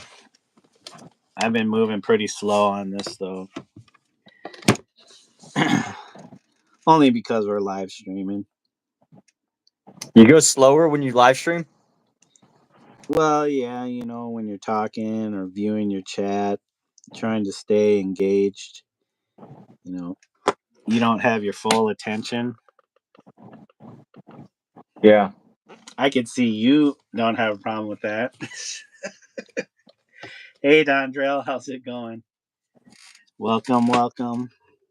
Hey, You have Dondrell. And a dually stream going on today. yeah, I was going duo. the dynamic duo. Get to see two different art styles in one stream. Yeah, how awesome is that? That's rare, right? Yeah.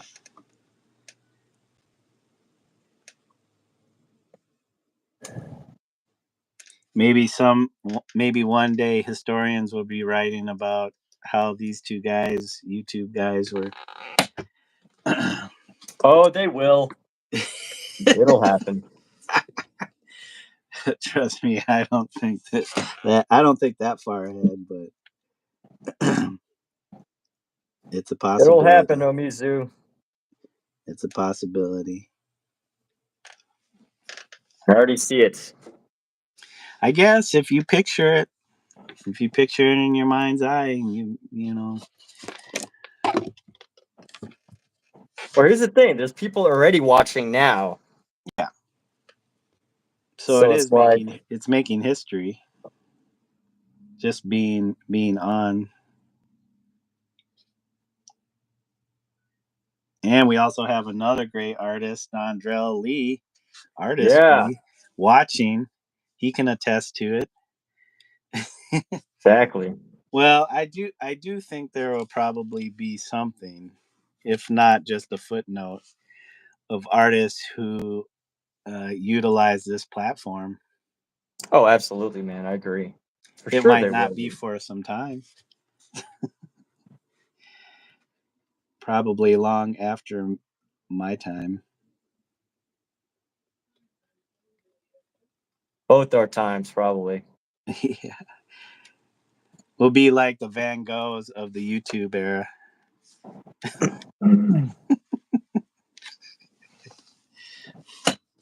There And you go. that's Now how you're they'll refer dreaming. to all the people that were artists on YouTube. They were the Van Goghs or Van Gogh.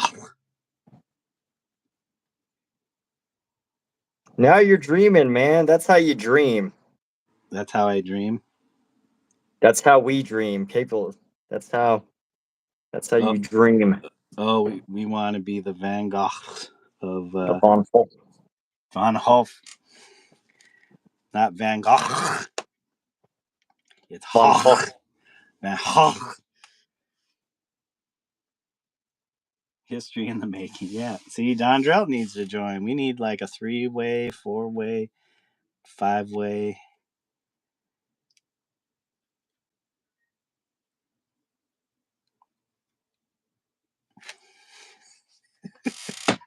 Yeah, if we could, I would totally add. I would totally add Dondrell.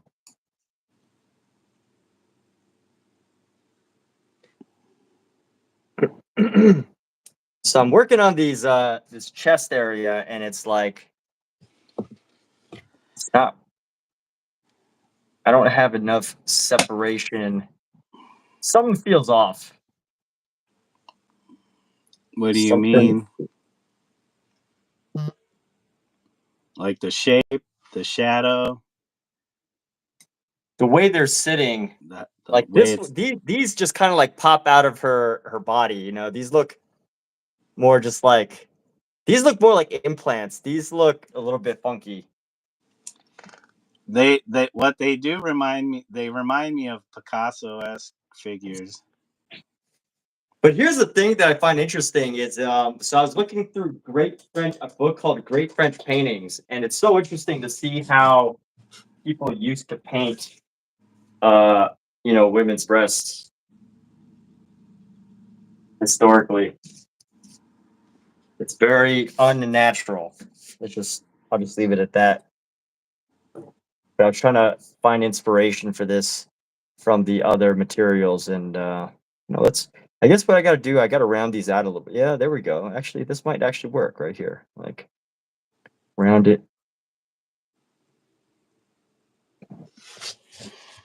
Well, the question is, how are you trying to paint it? Are you trying to paint it in a natural way or a semi No, I want to make abstract them. figurative way, or I want to make them. Well, at least I want the shape to match the shapes to be similar.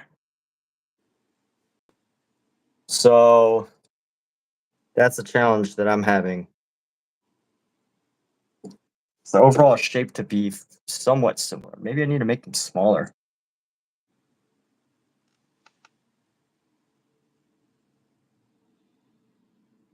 And maybe I need a little separation between the two, just a tiny bit of highlight. I guess it might be shadow.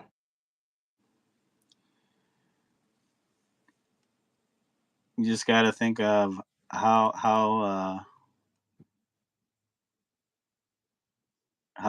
you would light that. Yeah. Like where's your light source coming from? How is it hitting the breast?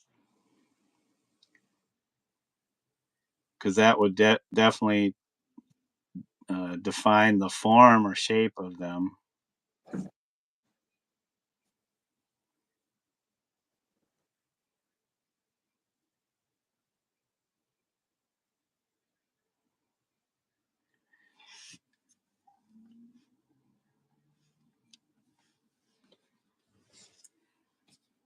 But Here, just anyway. look at my example. Yeah. Well, your figure, she doesn't. So this one I'm fine with. The one on the left, this one I'm fine with. But this one, the arm is in front of it, and that's what's creating like a look that I'm not happy with. Is this Well, the not thing quite? is, her is slightly turned, so Yeah. her right shoulder is forward. So you might have some overlap of one breast over the other. So you might not see the full like cleavage. So Right. it's not like two circles next to each other. It'd be like, Uh-huh. one circle kind of overlapping the edge of another because of the way she's turned. Right. Dondrell says kangaroo. I don't know what Kangaroo. that means. Oh, it's a kangaroo. Or I don't know. Lost me. You lost Does me on she there, look like Dondrell. you saying she looks like a kangaroo?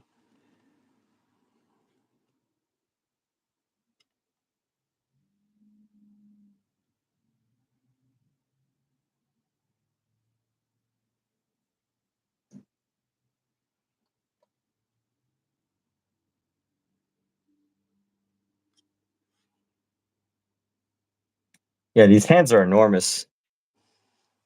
And they're really bad.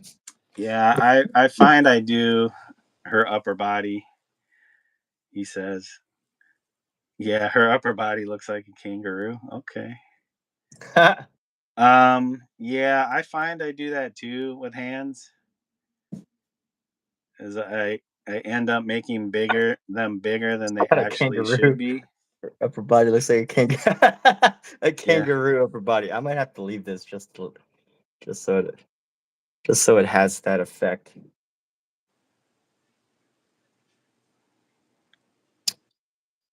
All right, trying to find a good hand shape here.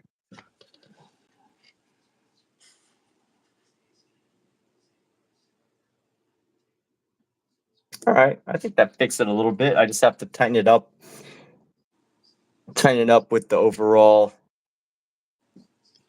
with shadows and stuff. But for now, I think I got some of the shape that I want, which we'll continue to adjust later. Let's see, and then we'll go like this.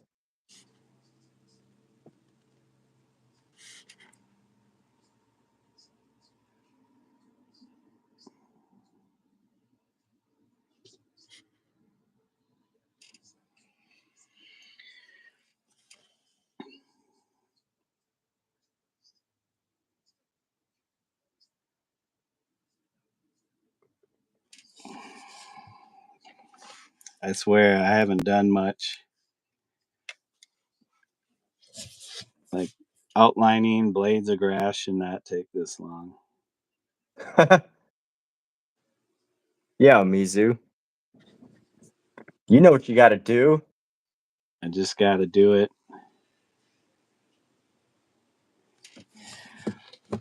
I should stop running my mouth.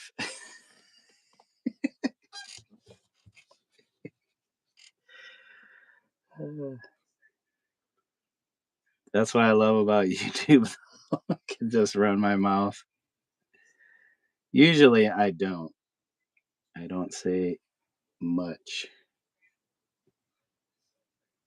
It's all good. Sometimes talk is helpful. You're being unusually not talkative. That's the thing. Like, when there's someone else to carry the Conversation? talking, I'm just, huh? Carry the conversation? To just carry the talking for me, that's like, yes, I could just chill and paint. Maybe that's why I'm getting so much done, is because Amizu's doing all the talking. And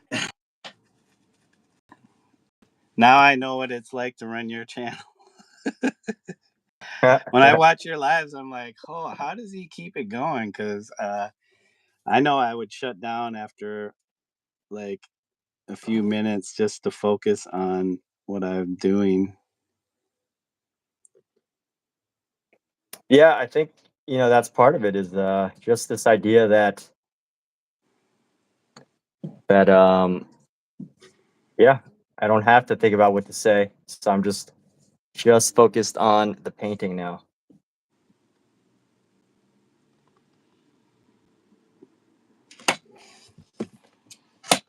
That's Eve and Anna. Oh, Anna. Okay. Eve and Anna. Eve Tempting Anna is the name There of this you go. painting. Eve and Anna.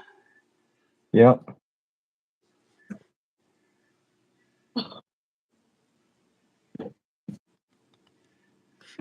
When is dinner? Are you asking me? Oh.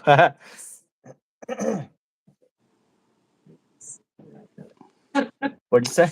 Dinner is when I get it out of the refrigerator. Exactly.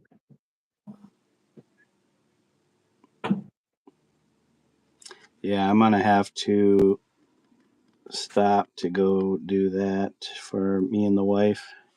There you go. Two. Plus, I'm screwing up these lines really bad. Getting too distracted, huh? Yeah, I'm trying Trying to carry the live stream.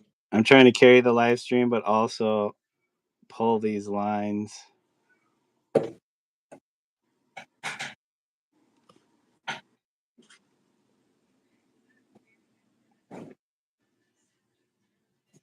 That's all right. I don't mind taking the reins.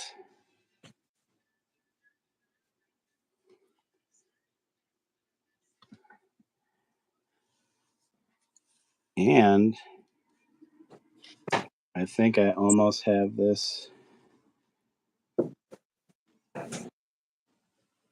down to the last.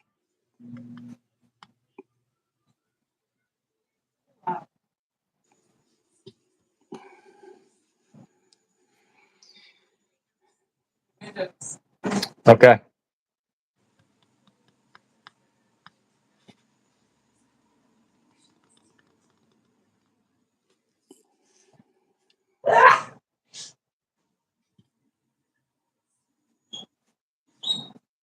There's so much detail in this drawing. It's kind of absurd.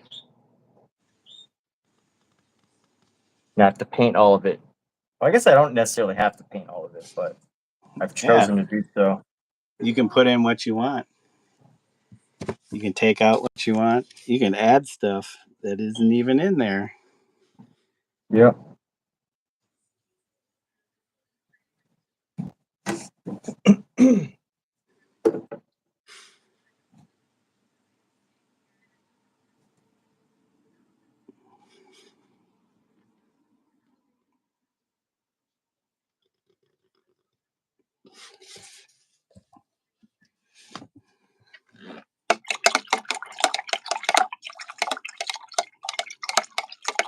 Well, I think I got...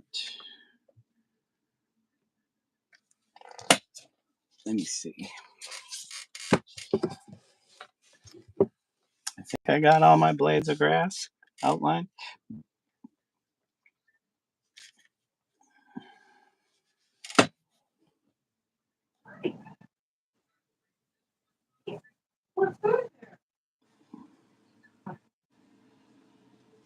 Oh. Stuff you miss when you have your canvas oriented one way.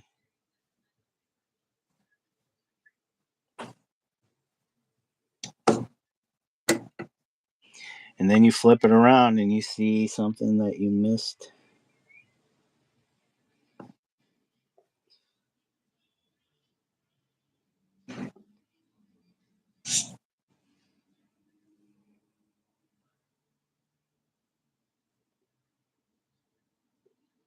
Might need to stop overworking these heads and let the paint dry so I can work on them again later.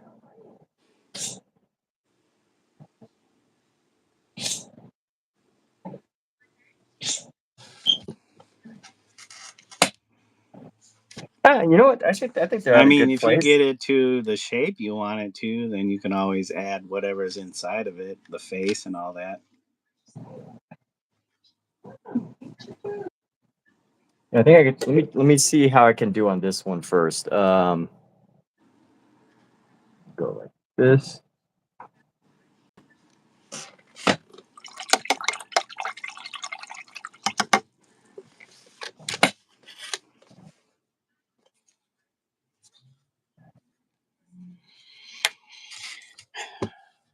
Not bad. So the next step for me is outlining the two characters and the flower.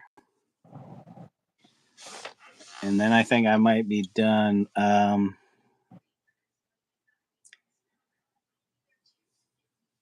Unless I feel like adding one more character to this.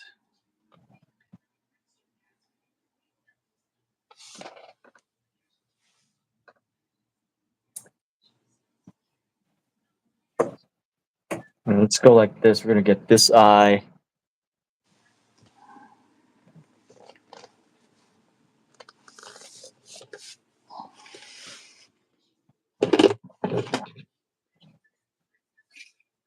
This one will be harder because if I want to make her have red hair, doing the painting over this section is gonna make it.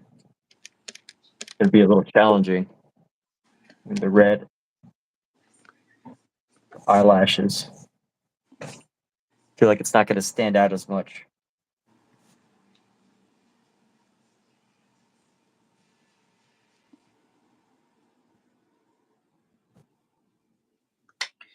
Just a few marks and you got the face. That's all. I mean, at that Yep. scale.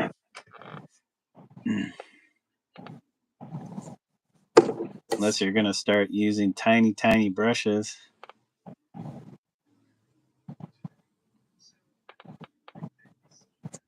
Is that a round brush?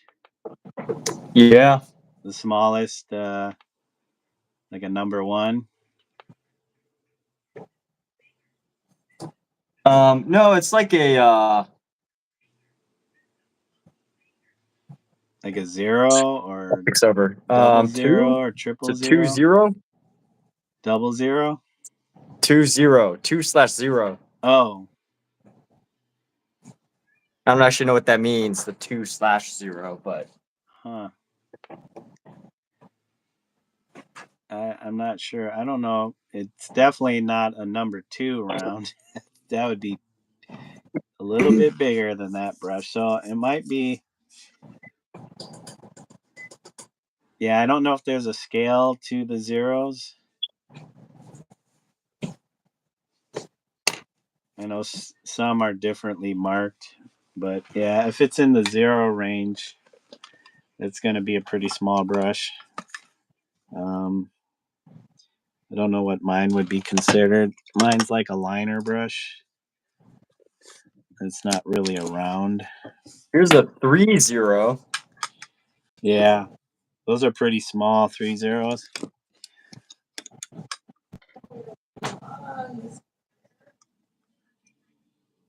So I have an Artist Loft Vienna round number 2, and that's this size here. That is definitely bigger, and all the bristles are flared. There's your number 2 round Artist Loft. Cheap Michaels brushes. You know, Michael actually has some pretty good brushes. I mean, I like some Michael brushes. Obviously, Oh, to get yeah. the cheapest one, you're getting the cheapest one, but it has some decent brushes. I'm not. As long as they work. I mean, they're better than like if you go to the dollar store or something, or even the hardware store. Right. Yeah, I definitely feel as if I'm gonna need to let the paint dry on this piece for sure. That is one thing that's great about oil painting is it's like, you know, you have a reason to stop sometimes. Whereas if you like, I guess if you're doing acrylic, you can just kind of brute force your way through anything if you have the time. But like with the oil painting, you sometimes it's like you got to force yourself to stop because otherwise paint's too wet and you can't really keep working the same space. Yeah, unless you start scraping paint off, Yeah. scraping and wiping paint away, Yeah. because the paint doesn't really adhere to. Once it gets a certain thickness, it doesn't adhere to that really, really thick wet paint. Right.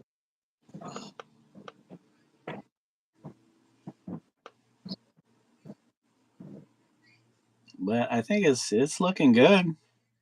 Thank you. Yeah, you kind of have I have the features. I think just the eyes need some work, and then eventually I'm just gonna do my whole like paint over everything in impasto style. Yeah. I mean, I don't even know why I do this how part. detailed do you need to make those faces? Um, just enough. I don't know.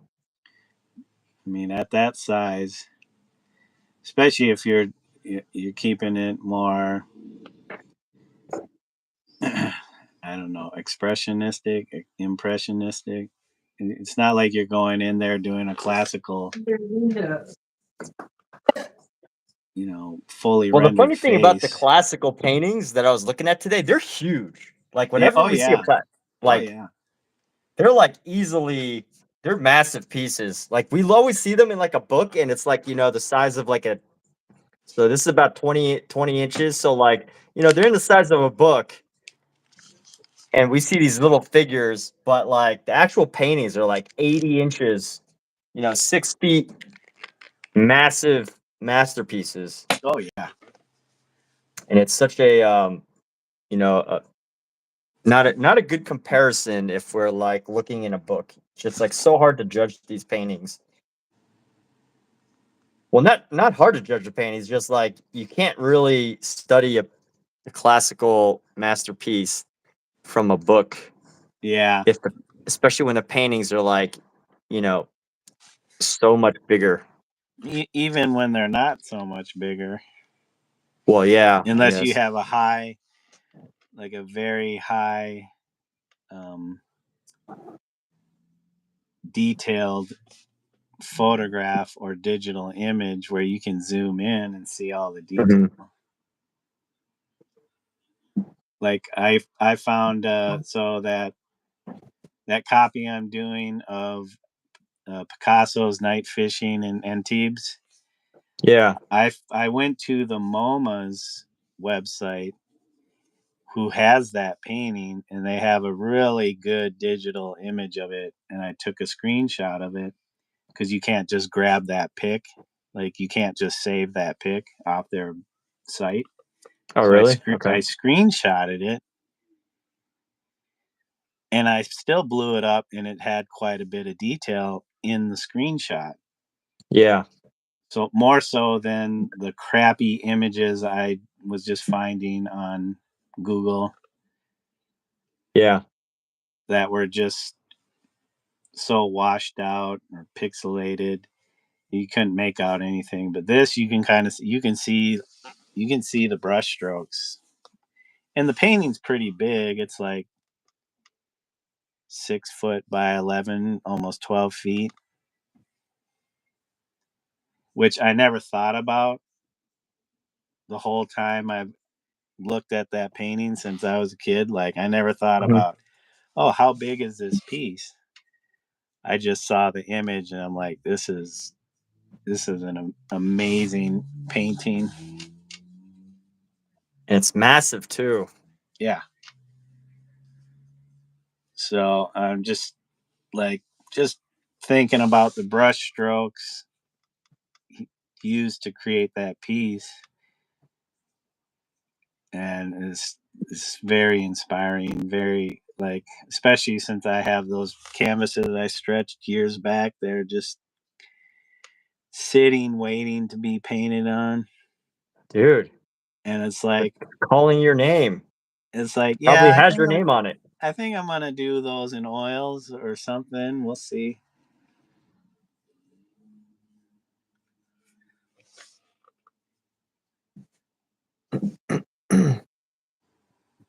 I mean, I have some images I'd like to paint. Just no plan. Well, not really no plan. I have like the basic composition in my head and just lay it out on the canvas and just paint it and see how it comes out. Plus, it would take me away from this copying stuff, where I end up just sampling other people's work or stuff, sampling other people's work or sampling other people's photographs. Yeah. Just doing my own stuff, just my own compositions out of my head.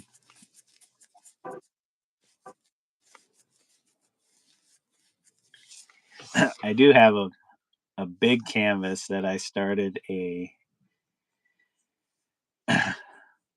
was based on what is it? Raphael's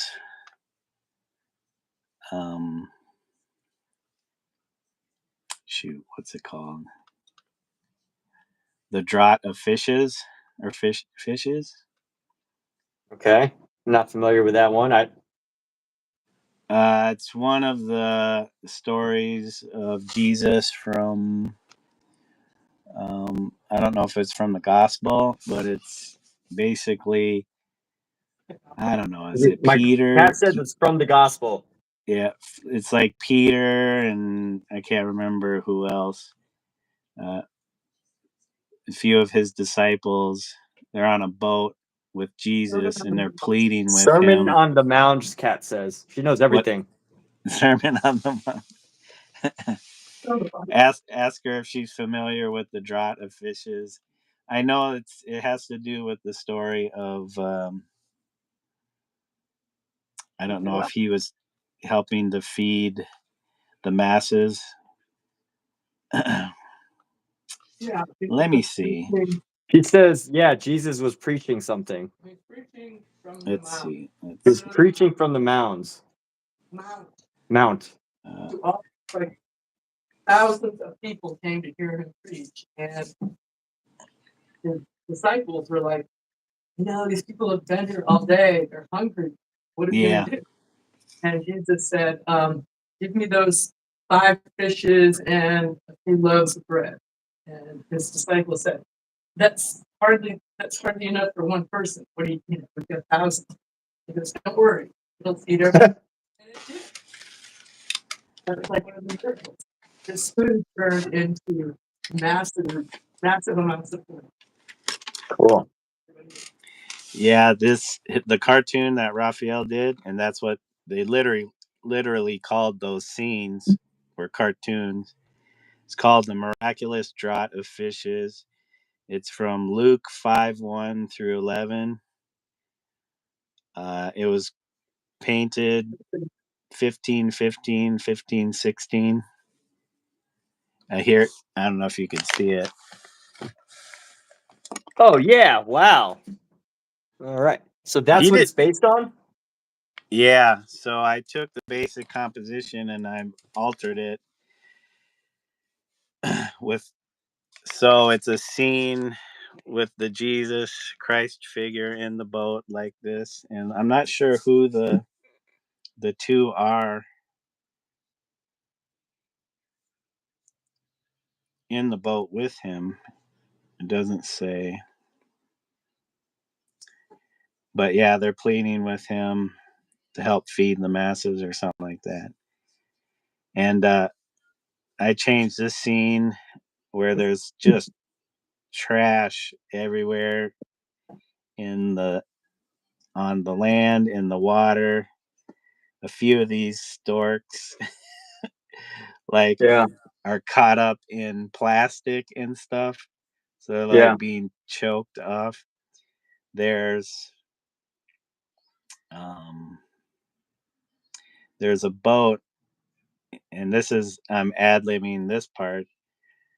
It's Washington crossing the Delaware? Yeah. There's a famous painting by another artist. I can't remember. Let me see. I took that image, and it's in the background, and it's going to be a garbage barge. Uh-huh. But the outline of that, Washington and the man on the boat, you'll still make out that outline, but everything will be garbage on that boat. So from afar, you'll see the outline, and some people might recognize that painting or that from Yeah. that painting. But when you look at the image, it's just going to be a boat full of garbage on the water. But you know what I find is interesting? The more and more I look at artwork, is like the more that, like, one thing that I didn't realize until I started doing lots of, like, paintings and studies, is like how much art is just like copied. Oh yeah. Like it's pretty like I wouldn't be surprised if, like, we give all the credit to Picasso for coming up with what's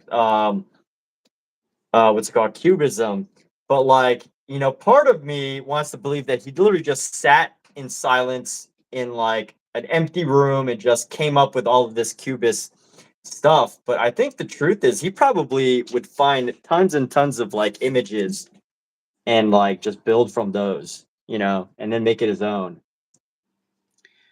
Well, it's a combination of all kinds of different things that were taking place at that time. Yeah, exactly. Him and Brock, who was the other guy that was involved with George Brock. Yeah, George Brock. Yep. Both of them kind of worked on it together, but I think they were both influenced by Paul Cézanne and how Yeah. he was creating his canvases. The father of them all is what Picasso called it. Yeah, a lot of people say Cubism came out of African art, which is, I think, a misnomer. Yeah. Because those guys were doing Cubist works, like analytical Cubist works, before Picasso's the damn ones, how do you say it? Damn one, God. Le Demoiselle or something. Les Demoiselles Something like that. Yeah, I know what d'Avignon. you're talking about. I can't pronounce that word. Damn one. Yeah. And that piece definitely has more of a connection to the African masks, Right. or even the Iberian masks, because Picasso had a few, masks in his collection. So you're saying that the African artists had already had cubism, not that. No, that came later. I think the African art stuff came later. Oh. Because when he painted that piece, that was more a synthetic I see. cubism, I want to say, and that was probably 1908. Yeah. Let me see. Damn. I'm not even spelling it. Damn. And they had already been studying Cézanne and all of how he. Oh yeah, because I think there's a story about Cézanne and how he looked at apples and he would use like different angles of looking at the apples to capture highlights. Is that what you're talking about? Is that what you're trying to get at with Cézanne? Yeah, the critics would say that if his paintings were actual reality, they would just slide off the canvas. Is how they were described by critics, because they were so kind of flat in the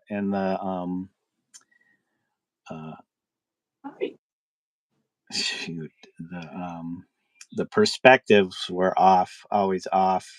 Yeah. Weird perspectives. So I think a famous example, I think I heard it recently, with that Cézanne, like there's a famous apple painting that he made. A painting is a still life with apples in it. And basically the way he painted it supposedly is that, he tried to rotate, he like looked at the apples from different angles in order to capture the light rather than focus on shadow. So that allowed him to like capture color from multiple angles. But in order to do that, you had to look at the piece from multiple angles, and therefore that's how he was able to, capture the color all around. Well, he was kind of flattening them versus, classical artists or even neoclassical artists at that time would be like, that's not natural. Right. It doesn't look natural. So he was almost flattening things, but turning things into the way he painted, applied his marks, were almost like an organic pixel. Right. I'm assuming he may have used flat brushes, because if you look at the ones he did of let me see, is it Mount Victor, Victor,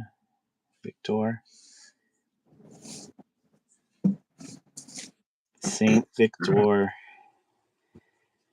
I don't know how to pronounce that in French. Mont Saint Victor.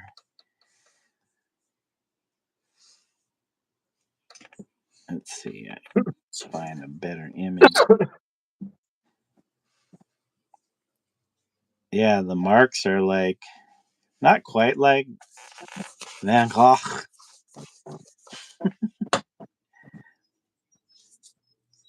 But they're definitely like short staccato kind of marks next to one another. Yeah, I can't really see the full picture. Which part are you talking about? The entire painting, the way it's painted. I don't know. Is that watercolor? Can you tell if that's watercolor? No, that's oil. It's oil. Yep, that's oil. I don't know if it'll zoom in any further. Like I know Cezanne, he at the end at his later paintings, he focused on oil. I mean watercolor. He may have. I think he was having some sight issues. It's Yeah. like a lot of those guys, their eyesights just start going. Maybe it was his hearing. I can't remember. Yeah.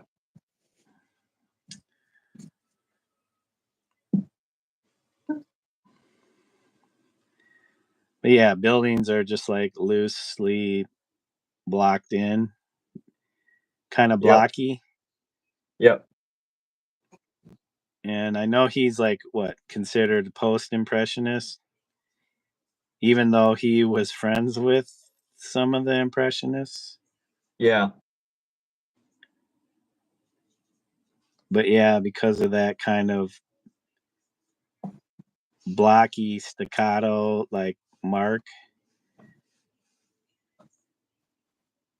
I think that's what kind of influenced Picasso and Braque when they painted their early Cubists. Let's see. Early Cubist work.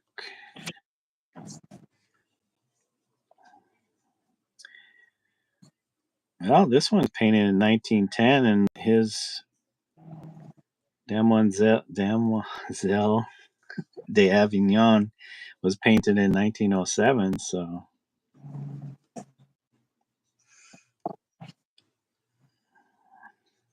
yeah, here we go. Picasso and Braque,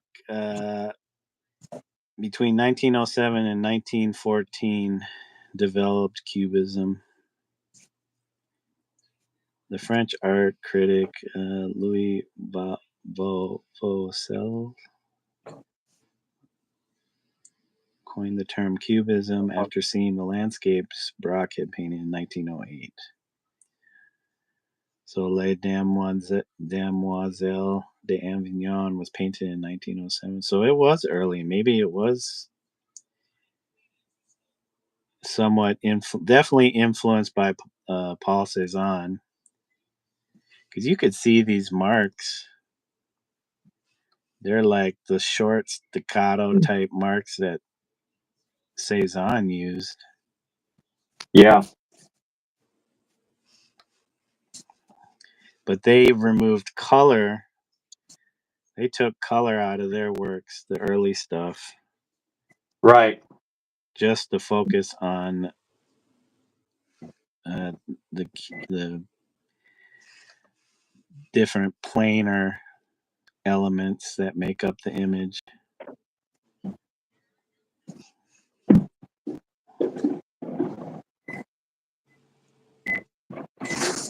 So analytic cubism, 1910 to 12, also called hermetic, is so abstracted their works that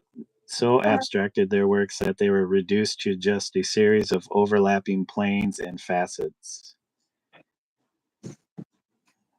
Then they 1912 to 13, collage was kind of invented. Yeah. And then came analytical cubism. Or no. No. Synthetic cubism.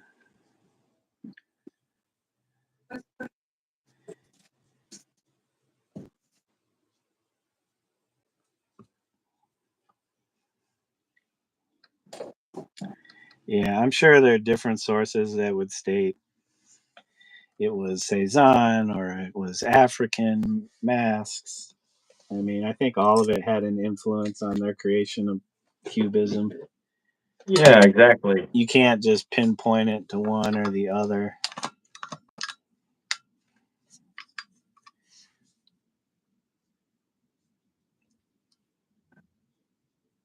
Yeah, definitely. It's never just, one single moment. It's always like, maybe one moment kind of like sparks an idea, but like it's probably based on a bunch of other small moments prior to that one moment.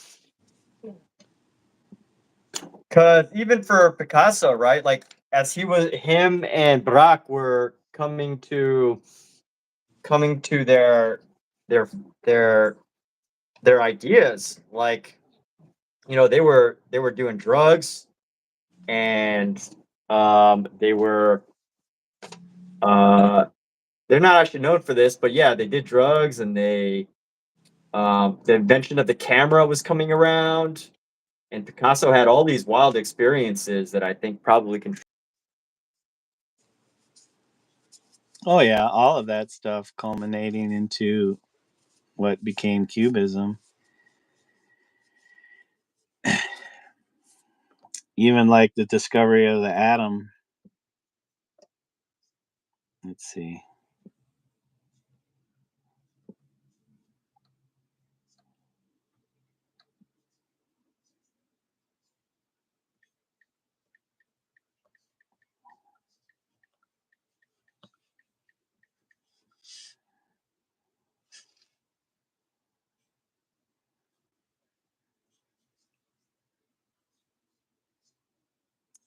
Yep, here you go. 1911, New Zealand-born physicist Ernest Rutherford discovered the nucleus of the atom.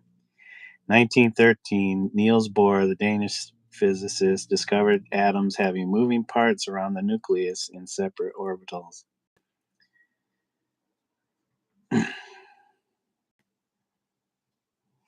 So even like a greater understanding of the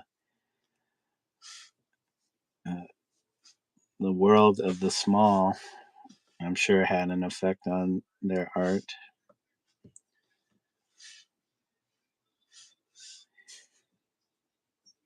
What's going on here? Well, I'm probably gonna have to call it a night. It is 9:30 for me, and I need to get things started for dinner. Oh, the host left. Did he just like pause and take a break? Or did he leave for good?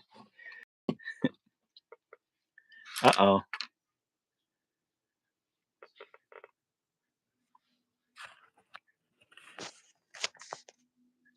I mean, the stream